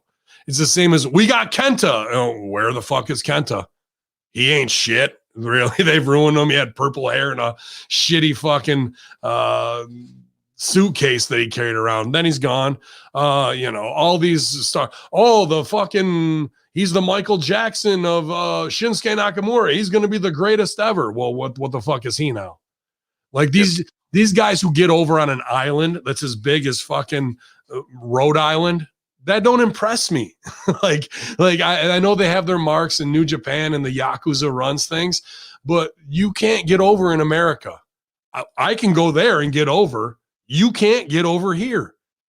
I can go there with no language barrier, or you know, with full language barrier, and I will still get over. You can send your top guys who you think are your Cena, your Benoit, or whoever the fuck over here. They can't do shit to fucking connect, get over with the audience, stay relevant, and be in the main event. So that you can name Tanahashi, Ibushi, and all these motherfuckers that you fucking want to, and none of them draw a dime at the end of the day.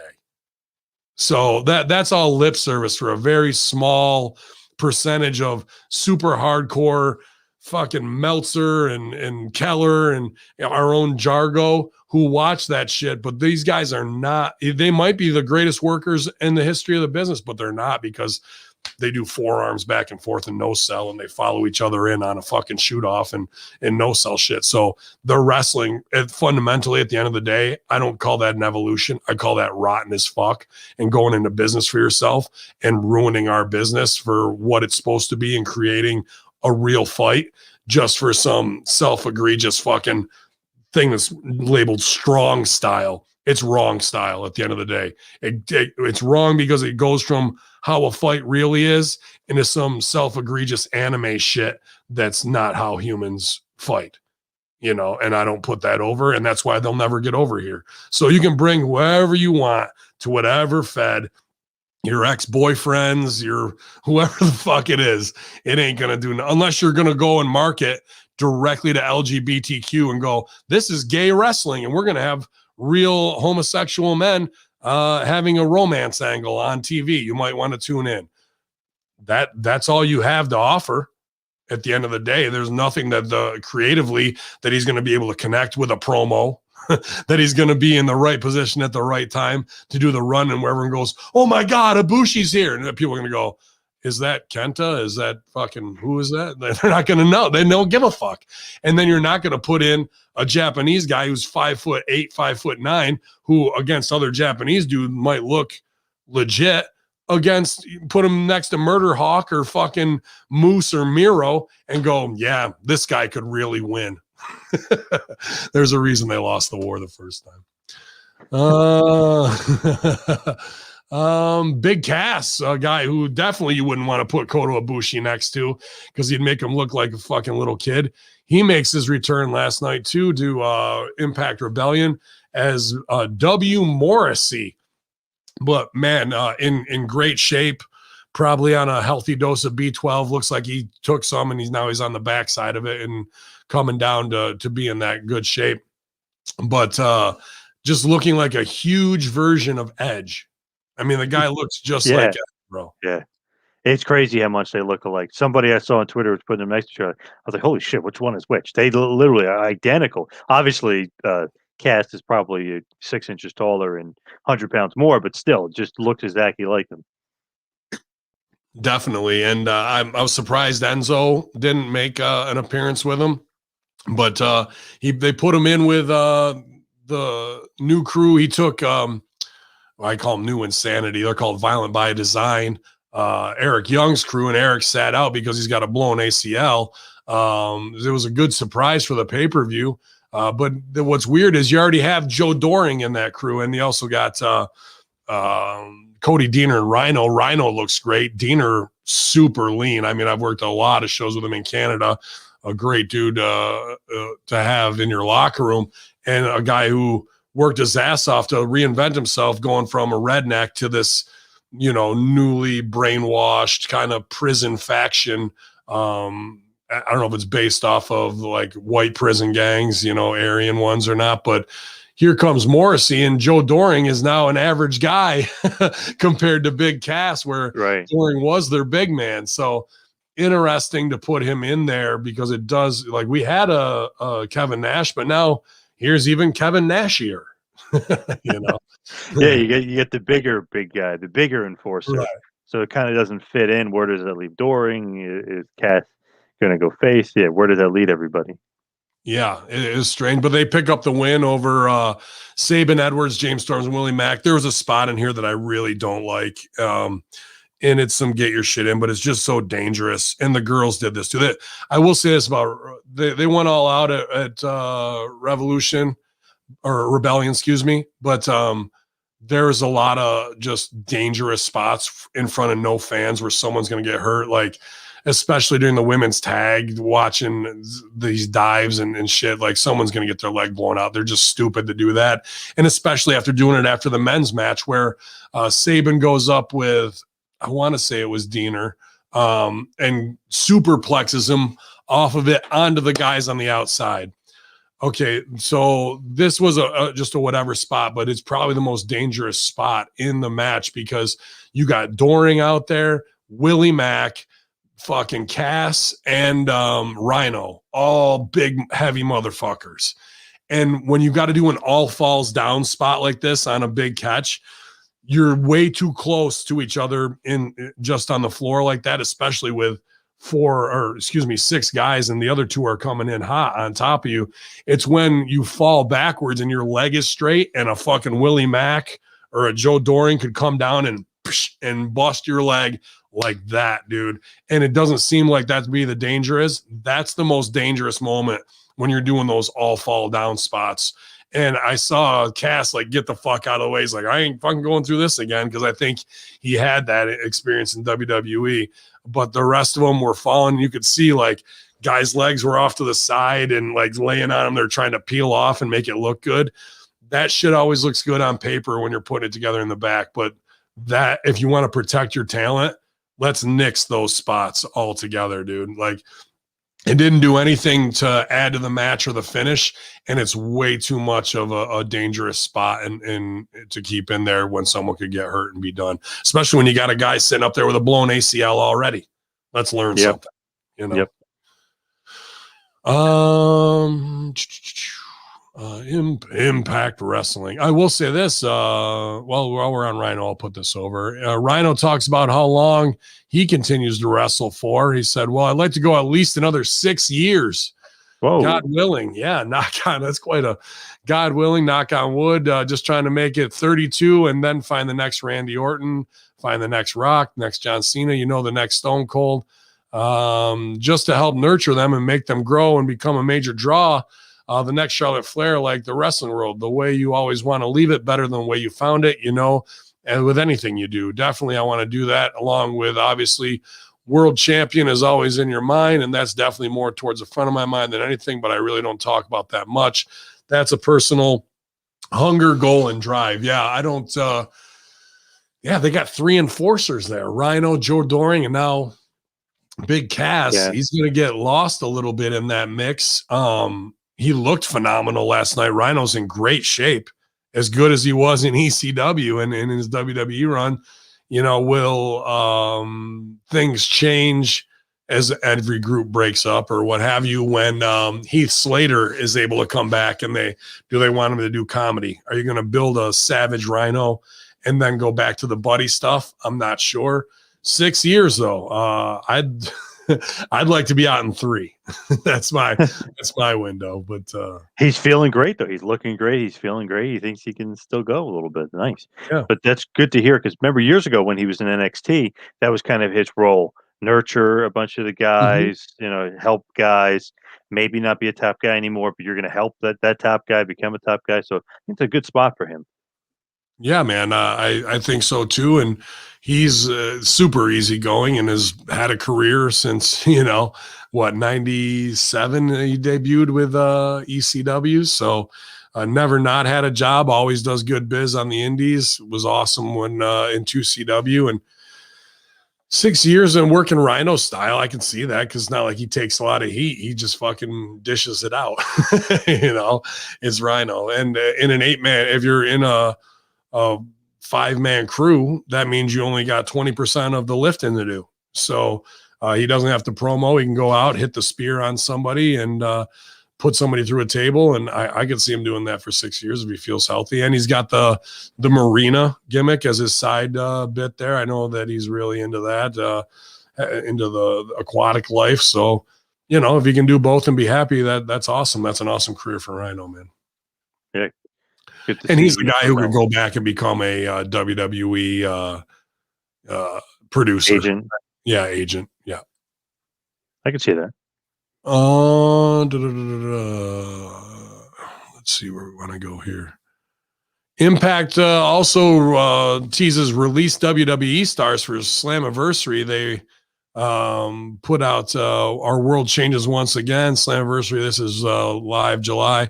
But there's a teaser featuring several clips of former Impact stars such as Samoa Joe, Chelsea Green, and Mickie James. I could see all 3 of them there. And you also said, the Iconics could go, and then, half of Japan if they want to, but that's not going to fucking do anything. I think women have probably the best chance here. I mean, I see Samoa Joe for a one-off, Chelsea Green with Cardona, but the Iconics would be a good addition to the tag division, because I don't know if Spears has the stroke in AEW to get that done on hire these girls for whatever reason, because there really isn't a tag division in AEW, and the girls are so rotten there.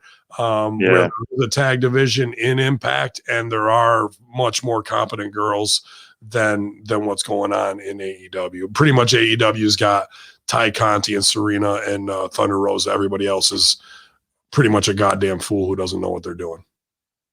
I think also with Samoa Joe, I think it would probably have to be a one-off. Don't you think he's going to be a little expensive coming out of the gate? You know what I mean? I don't know if they'll be able to bring him in on a full-time deal. I feel like I could see Joe in New Japan and AEW, maybe even before Impact. Yeah, I'd like to see him just do maybe a couple quick appearances while he's getting in shape. I think the big money is him at AEW versus MJF. That's where I would want to go if I was him. And, I'd really spend the next, do a big round of P90X. I mean, get the nutritionist, and if he could drop 20, on average, you drop about 25 to 30 pounds if you're out of shape and doing P90X. Look at years ago when he had that feud with Lesnar, he got in great shape. Yeah. When he was around that time. Yeah. There's plenty of B12 in Florida. He should be able to find a good cycle. And why not come back home where it all started? Just got to have the right feud there. And is he the guy to take the belts back from Omega? Could be. I just don't know if the window of opportunity where it's going to look the best, because you don't want you want that storyline, but you don't want it with an out of shape, over the hill Joe. You want a motivated killer. Yeah, right. Yeah, it's got to be him in great shape and him looking like the Joe of old. Mm-hmm. A couple more here. Trey Miguel, not signing with WWE, said he did what he had to do. Former Rascals teammate on joining the leaving Impact, but coming back, said, I did what I had to do. Logistically, I couldn't do it. My nephew is alive and healthy, and he's so beautiful. My life is here. It just didn't make sense for me to leave and move to Florida. The easy decision for me would have been to leave, but I'm really am connected to Impact. As a teenager, I gravitated to TNA because of the X division, but back then I really had crappy television stands, so I literally had to stand in front of my TV for 2 hours, but I loved it so much. This is the first company to offer me a full-time TV contract. I still have a lot more to prove. I'm a firm believer if you don't leave the court without winning, and I want the X division title, there's more of a story between me and Ace Austin. I choose to stick around and see it through. It was an interesting choice, and I got to put it on him then. Like, so he was supposed to be signed with the other guys. Yeah, with the part of MSK. MSK, yeah, and MSK is getting a big push over there on an NXT. But I think this might. At first, I was like, we'll see. But dude, last night, him and Sammy, dude, killed each other in this hardcore match. There was one dive spot, suicide, where Sammy moves out of the way and Trey Miguel just goes full bore ribs into the fucking metal railing, bro, and pushes it back like 5 feet. It was bad. And then Sammy also gives him a fucking pile driver off the top rope onto a table. Table doesn't break. The legs on the table snap, but the table doesn't break. That was nasty. Yeah, that's gonna hurt. Yeah, Miguel gave him like a stunner or some shit in the end, in the finish for last man standing, and Trey Miguel goes over. But there was a couple spots in there that were just like, bro, you're going to be feeling that shit for 2-3 months, if not forever after this. Really brutal match. Sammy looked great. I think he's the backbone, and he really got Trey Miguel over to another level of being, I'm not in the stoner clique. I'm fucking hungry and I'm a warrior right here. I think this little side feud was really good, and it was a good payoff last night, and it didn't hurt Sammy because of how the shit that they were giving to each other and taking. It's like, I was, 5 minutes into the match, I was like, that's enough to beat me. I would fucking lay out on that. I'm not getting back up after that. But then they did all that shit, and then the girls afterwards or before that, and the 8-man did a lot of stuff that should have been taken out of their match because Trey Miguel's and Sammy's would have meant that much more. They just overbooked stuff too early in Impact. If there's one thing that my bigger criticism overall. So, but I don't know, the MSK thing, must see kids. That's way too pedophilic for me. I do love that finisher where they do the dude does the flips and the other guy just pushes him. I think that's very cool. And like, if I wasn't watching wrestling for 10 years and I was flipping through and saw that, I'd be like, holy fuck, do you see that shit? I've never seen that before, which is rare in this business to say those kind of things anymore. So, but I got to give him his props for sticking to his guns, being a man and going, I could go be part of the machine, or I can try and make myself. That's a gamble. Betting on yourself always is a tough one, but I think he's gotten it out and grinding it out, man. And I could definitely see this kid being a star and being that X Division star of where he wants to go. With D-Lo naming names, I see Trey Miguel as more of an, and I'm not trying to shit on Ace Austin, as more of a name than Ace Austin that I would invest more in. Deonna Purrazzo, different, ball wax there. But I think this kid gets it, and there's bright future if he can stay healthy. You just got to be careful on taking these big high risk bumps, man. I wonder if financially he didn't like the NXT offer too, because I've been hearing, and I'm sure you've heard, not paying that great down there. Yeah, what are you hearing money wise? They were saying like 50K, I heard, and then Adam Cole was only at 100K or something. It was like real low numbers. And if you think about it, it's like if Kevin Owens makes like $2 million a year, he's basically driving to the same area. You know what I mean? They're not traveling. Like, what's his value more than like an Adam Cole? And he's making $1 million more. It's like, holy crap, that's nuts. And it's crazy to hear guys that I got respect for, like Tommaso and and fucking Gargano going, Baylor. Yeah. this is the third brand. We're staying here. Well, believe me, Baylor's making his former money. Otherwise, he wouldn't. I hope so. I hope so. Yeah. They're not going to knock him down. But those guys, and maybe, Ciampa and Gargano are making a little more, but I don't think it's enough to offset that. But I've heard the same. A new NXT contract is anywhere from like 45 to 60 grand. And meanwhile, we have to sit here and watch these motherfuckers in the NFL who work 16 games a year get a $10 million signing bonus on top of their 60 million. Get the fuck out of here. And that's also why in the Carano scheme of things of what we talked about earlier, that's just easy for them to save $500,000, put Pierce in there, kick Pierce up from 100 to 150,000. Pierce goes, I just made 50 grand more. Fuck yeah, I'll do that. Meanwhile, WWE is saving themselves 350 grand and some headaches by getting rid of Carano and doing up. That's the work of it all, right? Yep. Absolutely. Yeah, I feel like there's more to it with some of those releases as far as them in the grand scheme of things saving a ton of money. Well, Frank, I know you're ribbing here, Frank, but this is an important question. Ben, how much did you pay to get trained? I don't. I paid fucking $6 grand to Rip Rogers over 3 years in order That's a great name, by the way.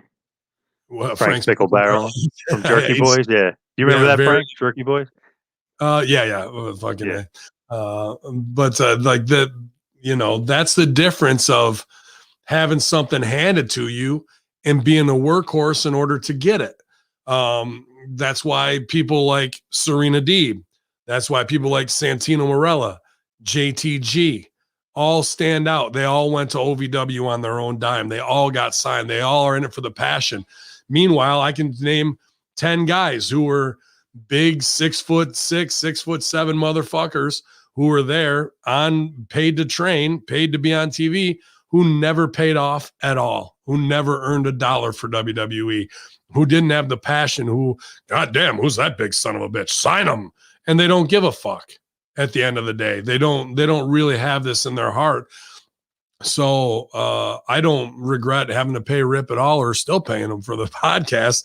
It's the knowledge and the love of what this shit is, as opposed, and maybe that's not the best way to look at things. I undervalue myself, but I think we should be making, I think a NXT deal should be upwards of $200,000, $300,000 based off of what pro athletes are making. What are guys in AAA or, in minor league baseball for the Yankees making? That's what you should be making in NXT. Also, with like the money and stuff, not that long ago, I interviewed Ted McNair, Dr. Mambies. He was saying that some of those guys had no motivation, the actual guys that were being paid to train.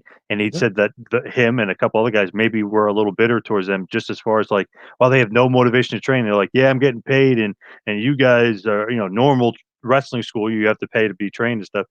And it was like kind of bad to deal with those guys because they have no motivation and they just didn't want to be there, or it's like, oh, I'm getting paid. I'm just going to sit back and relax. I'm going to take this easy. This shit. Oh, this is great.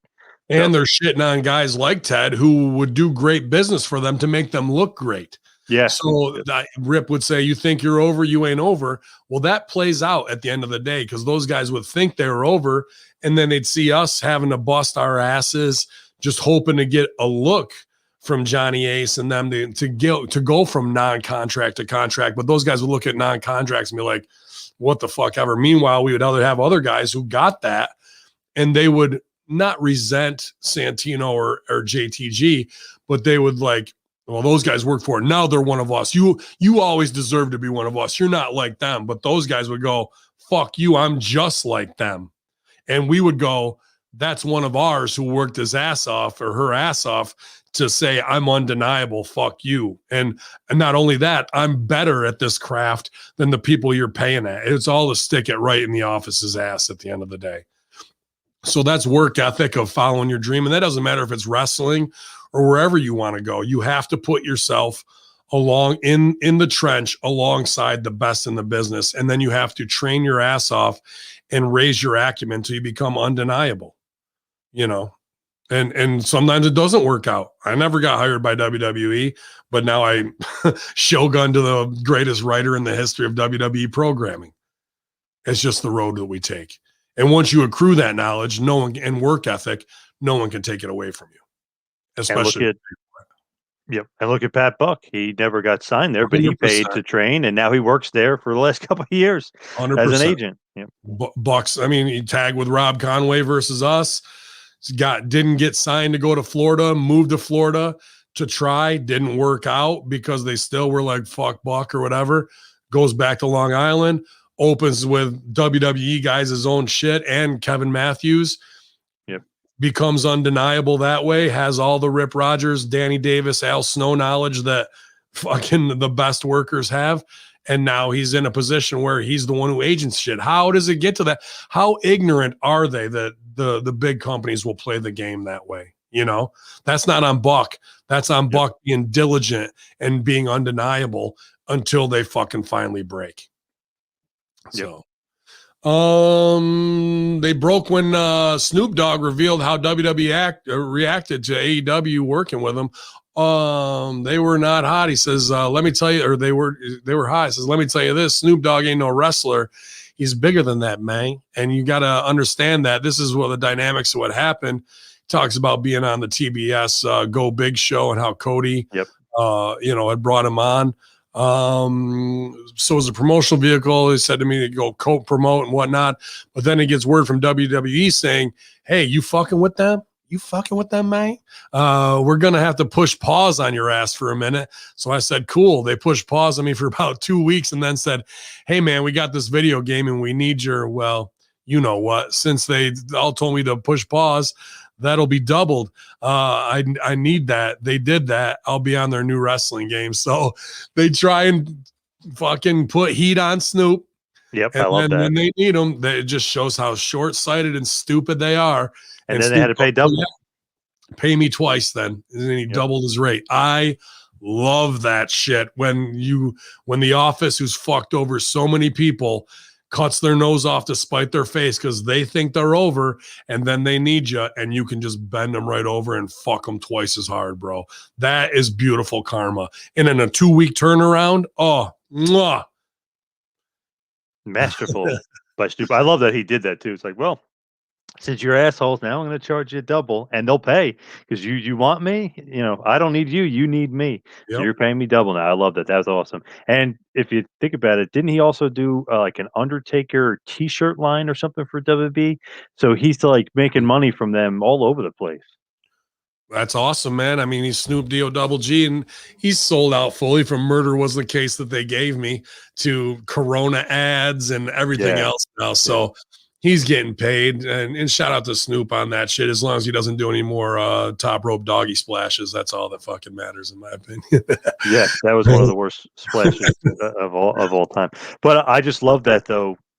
He's so smart business wise that he's gonna get his money no matter what. You think you're screwing him, you're not, because he's gonna end up getting even more than you bargained for. Dude, look, wrestling is lame as fuck, and Snoop Dogg is forever.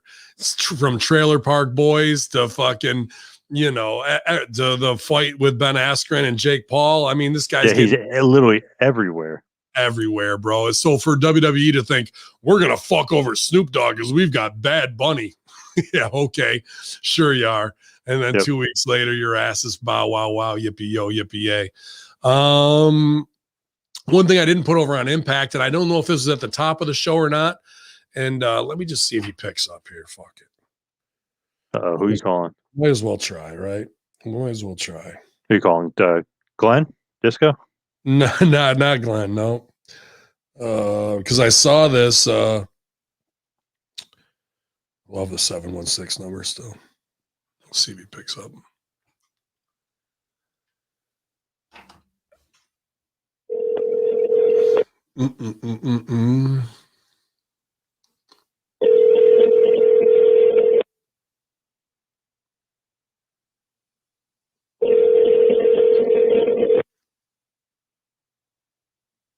I'm probably get faded here.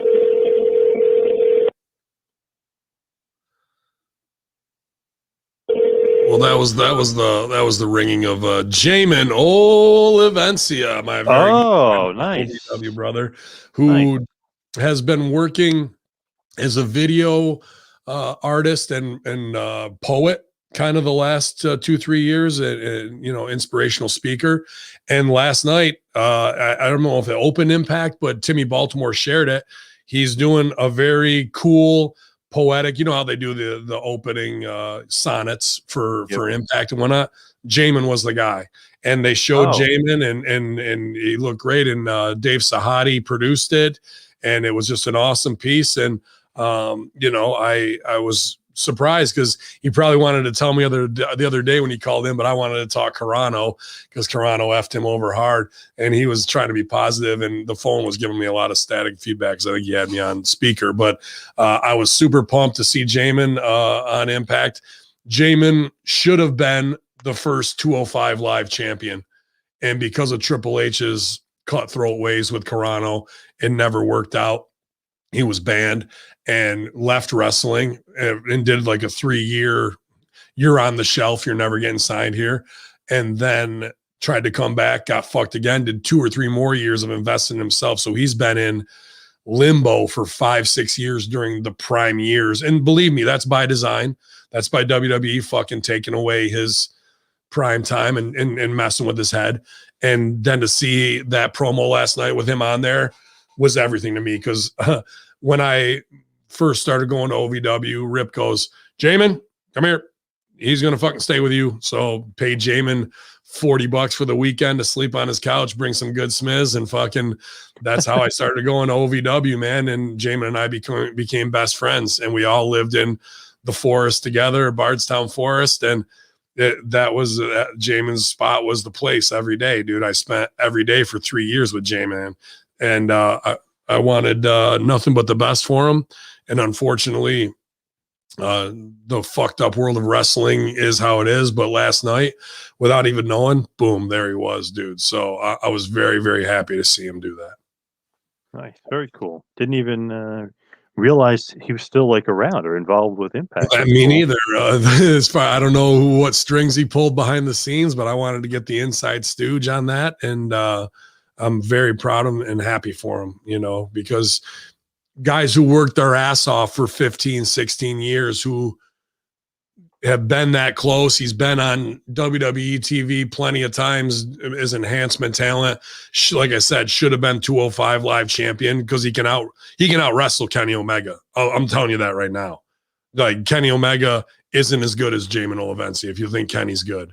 Like, Jamin just has everything, charisma, except for like height. So, if you want to put him in where is he in the pecking order, you think Serena's good? Serena got good because she wrestled Jamin every day. That's why. Wow. So there's nobody on AEW's roster that can lace Jamin's boots, in my opinion.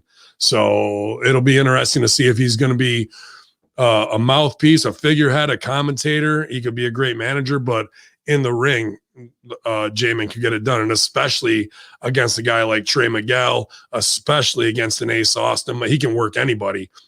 He worked all the big guys at OVW that Man Beast was talking about, doing business for him because they thought they were over. They only looked good because of Jamin. And Jamin was so good that they made him the TV champion as a non-contract, which is unheard of, bro. Unheard of. And guys were hot about it, calling the office.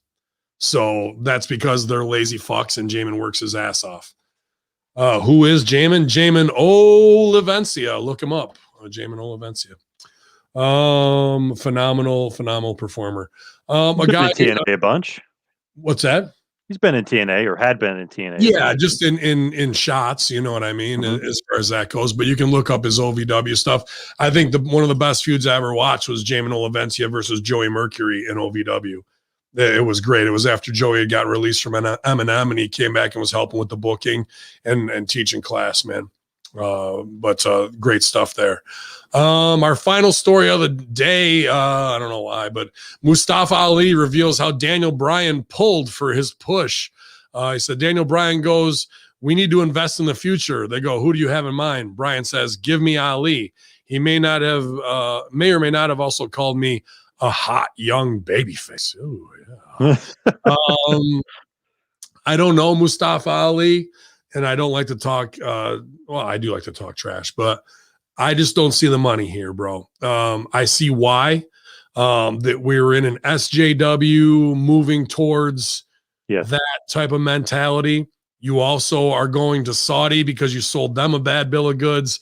So we need an affirmative action hire.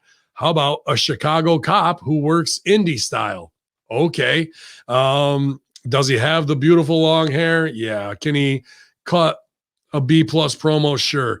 Is there money written on him of people being behind him of like, yay, screw Islamophobia, let's get behind Muhammad Ali? Not going to happen in America, bro. Not. And then the other part is this guy's very vocal on Twitter about Muslim equality. And I got no problem with that, but we play a stereotypical business. You want to get that shit over? You think that was going to become a big thing in America to try and pull that audience? It's not. It's to go to Saudi Arabia and show, look, we've got fucking a Middle Easterner on our fucking roster, and Mansoor too, who never should have been signed, who's not ready. All these little things that are politically motivated because of the climate of America and the world. No way is Mustafa Ali moving the needle. And then when they actually have him in something, retribution that could have been great with Antifa versus the fucking Forgotten Sons, returning soldiers, there's the money. Do we even go towards that at all? Nope.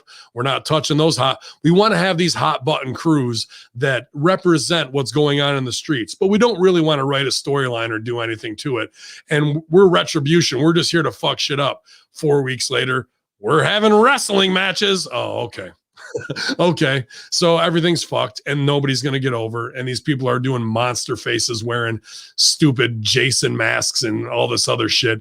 Nobody's going to get over it all. And it's all going to be for lost. So between Underground Fight Club, Retribution, and Lost Sons, that all should have been winning angles, we got nothing out of them. We've made nobody.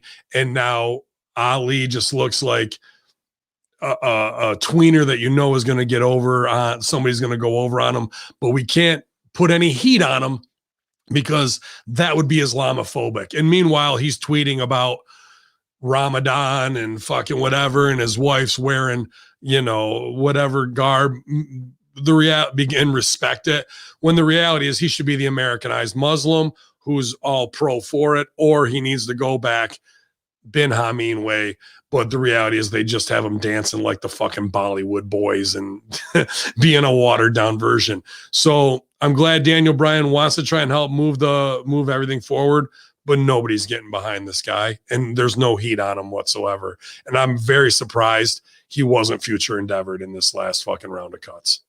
I think because of his nationality, I think he won't be for a while. But I think that, which is crazy, Kofi Mania wouldn't have happened. Not that was that great or anything, but that push was supposed to be Ali. Then Ali got injured. But Daniel Bryan, it's literally like the modern day Bret Hart. He's just like, who's back here that I can make look good? I can make this guy look good. Literally exactly what Bret used to do. Is like, he's like, give me pieces. Yeah, this guy is awesome. Give me this guy. Not that Ali is anywhere there, but that's the mindset. Like, I can make this guy look good. So it's the same exact thing. It's like, oh, Hakushi, who's great. Jinsei Shinsaki's great. It's like, okay, give me this guy. I'll make him look good. Oh, this big monster dentist guy, give me a match. I'll make him look good for a minute. Right. Like, I think Daniel Bryan has that same mindset where he can make anybody look good.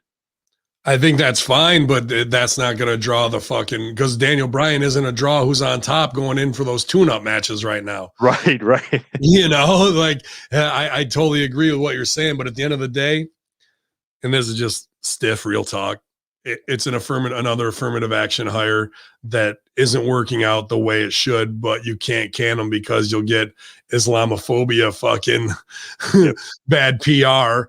And then when he goes back to Chicago, he's with Black Label Pro and all these guys who are the ass kiss foundation of AEW being successful. And, shout out to Matt Nix and those guys. They're working to try and keep something alive, but everything they do is that SJW Chicago watered down.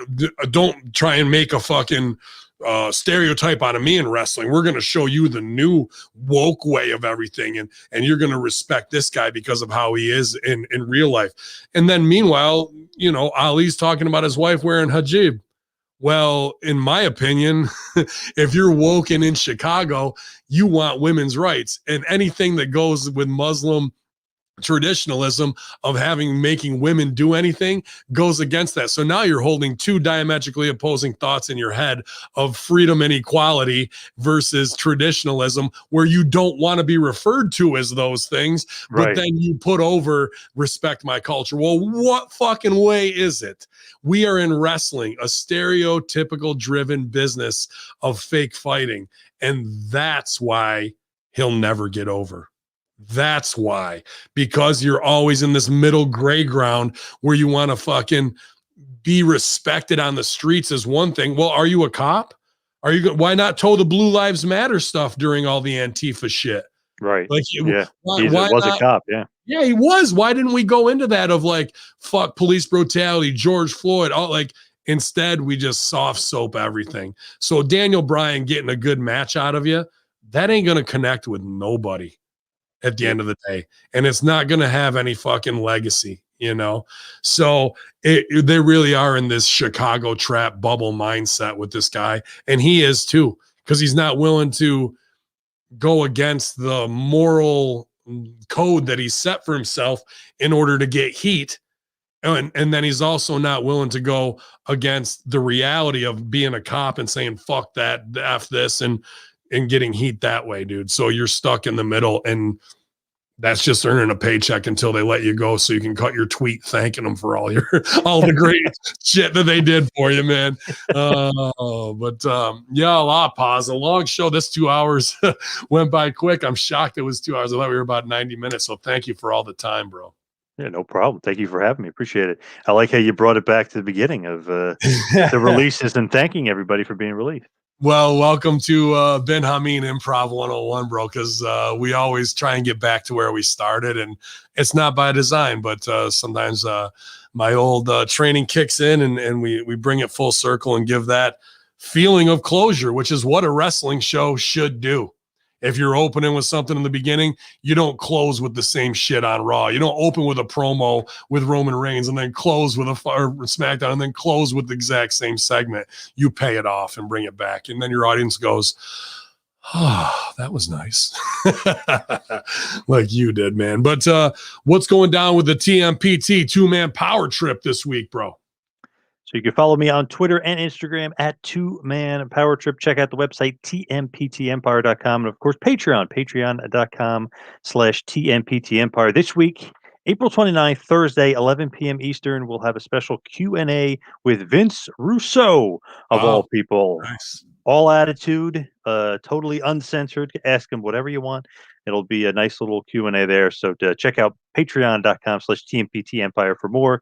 And of course, you can follow along with all the great shows we've got going on and all the great interviews I've got coming up. So you got some good stuff coming on this weekend, including a great conversation with David Manning from WCCW. Great stuff behind the scenes about Fritz and Brody and Kerry Von Erich and Kevin Von Erich, and really good stuff. Gino Hernandez too. I mean, he's got some really good stories, and he was not only a referee, he was a booker. So he's got some great stuff. Well, that's awesome, man. I can't wait to check that out, and check out Two Man Power Trip on YouTube. Some great clips up there for you guys. Just a huge vault of work as we try and chip away at it.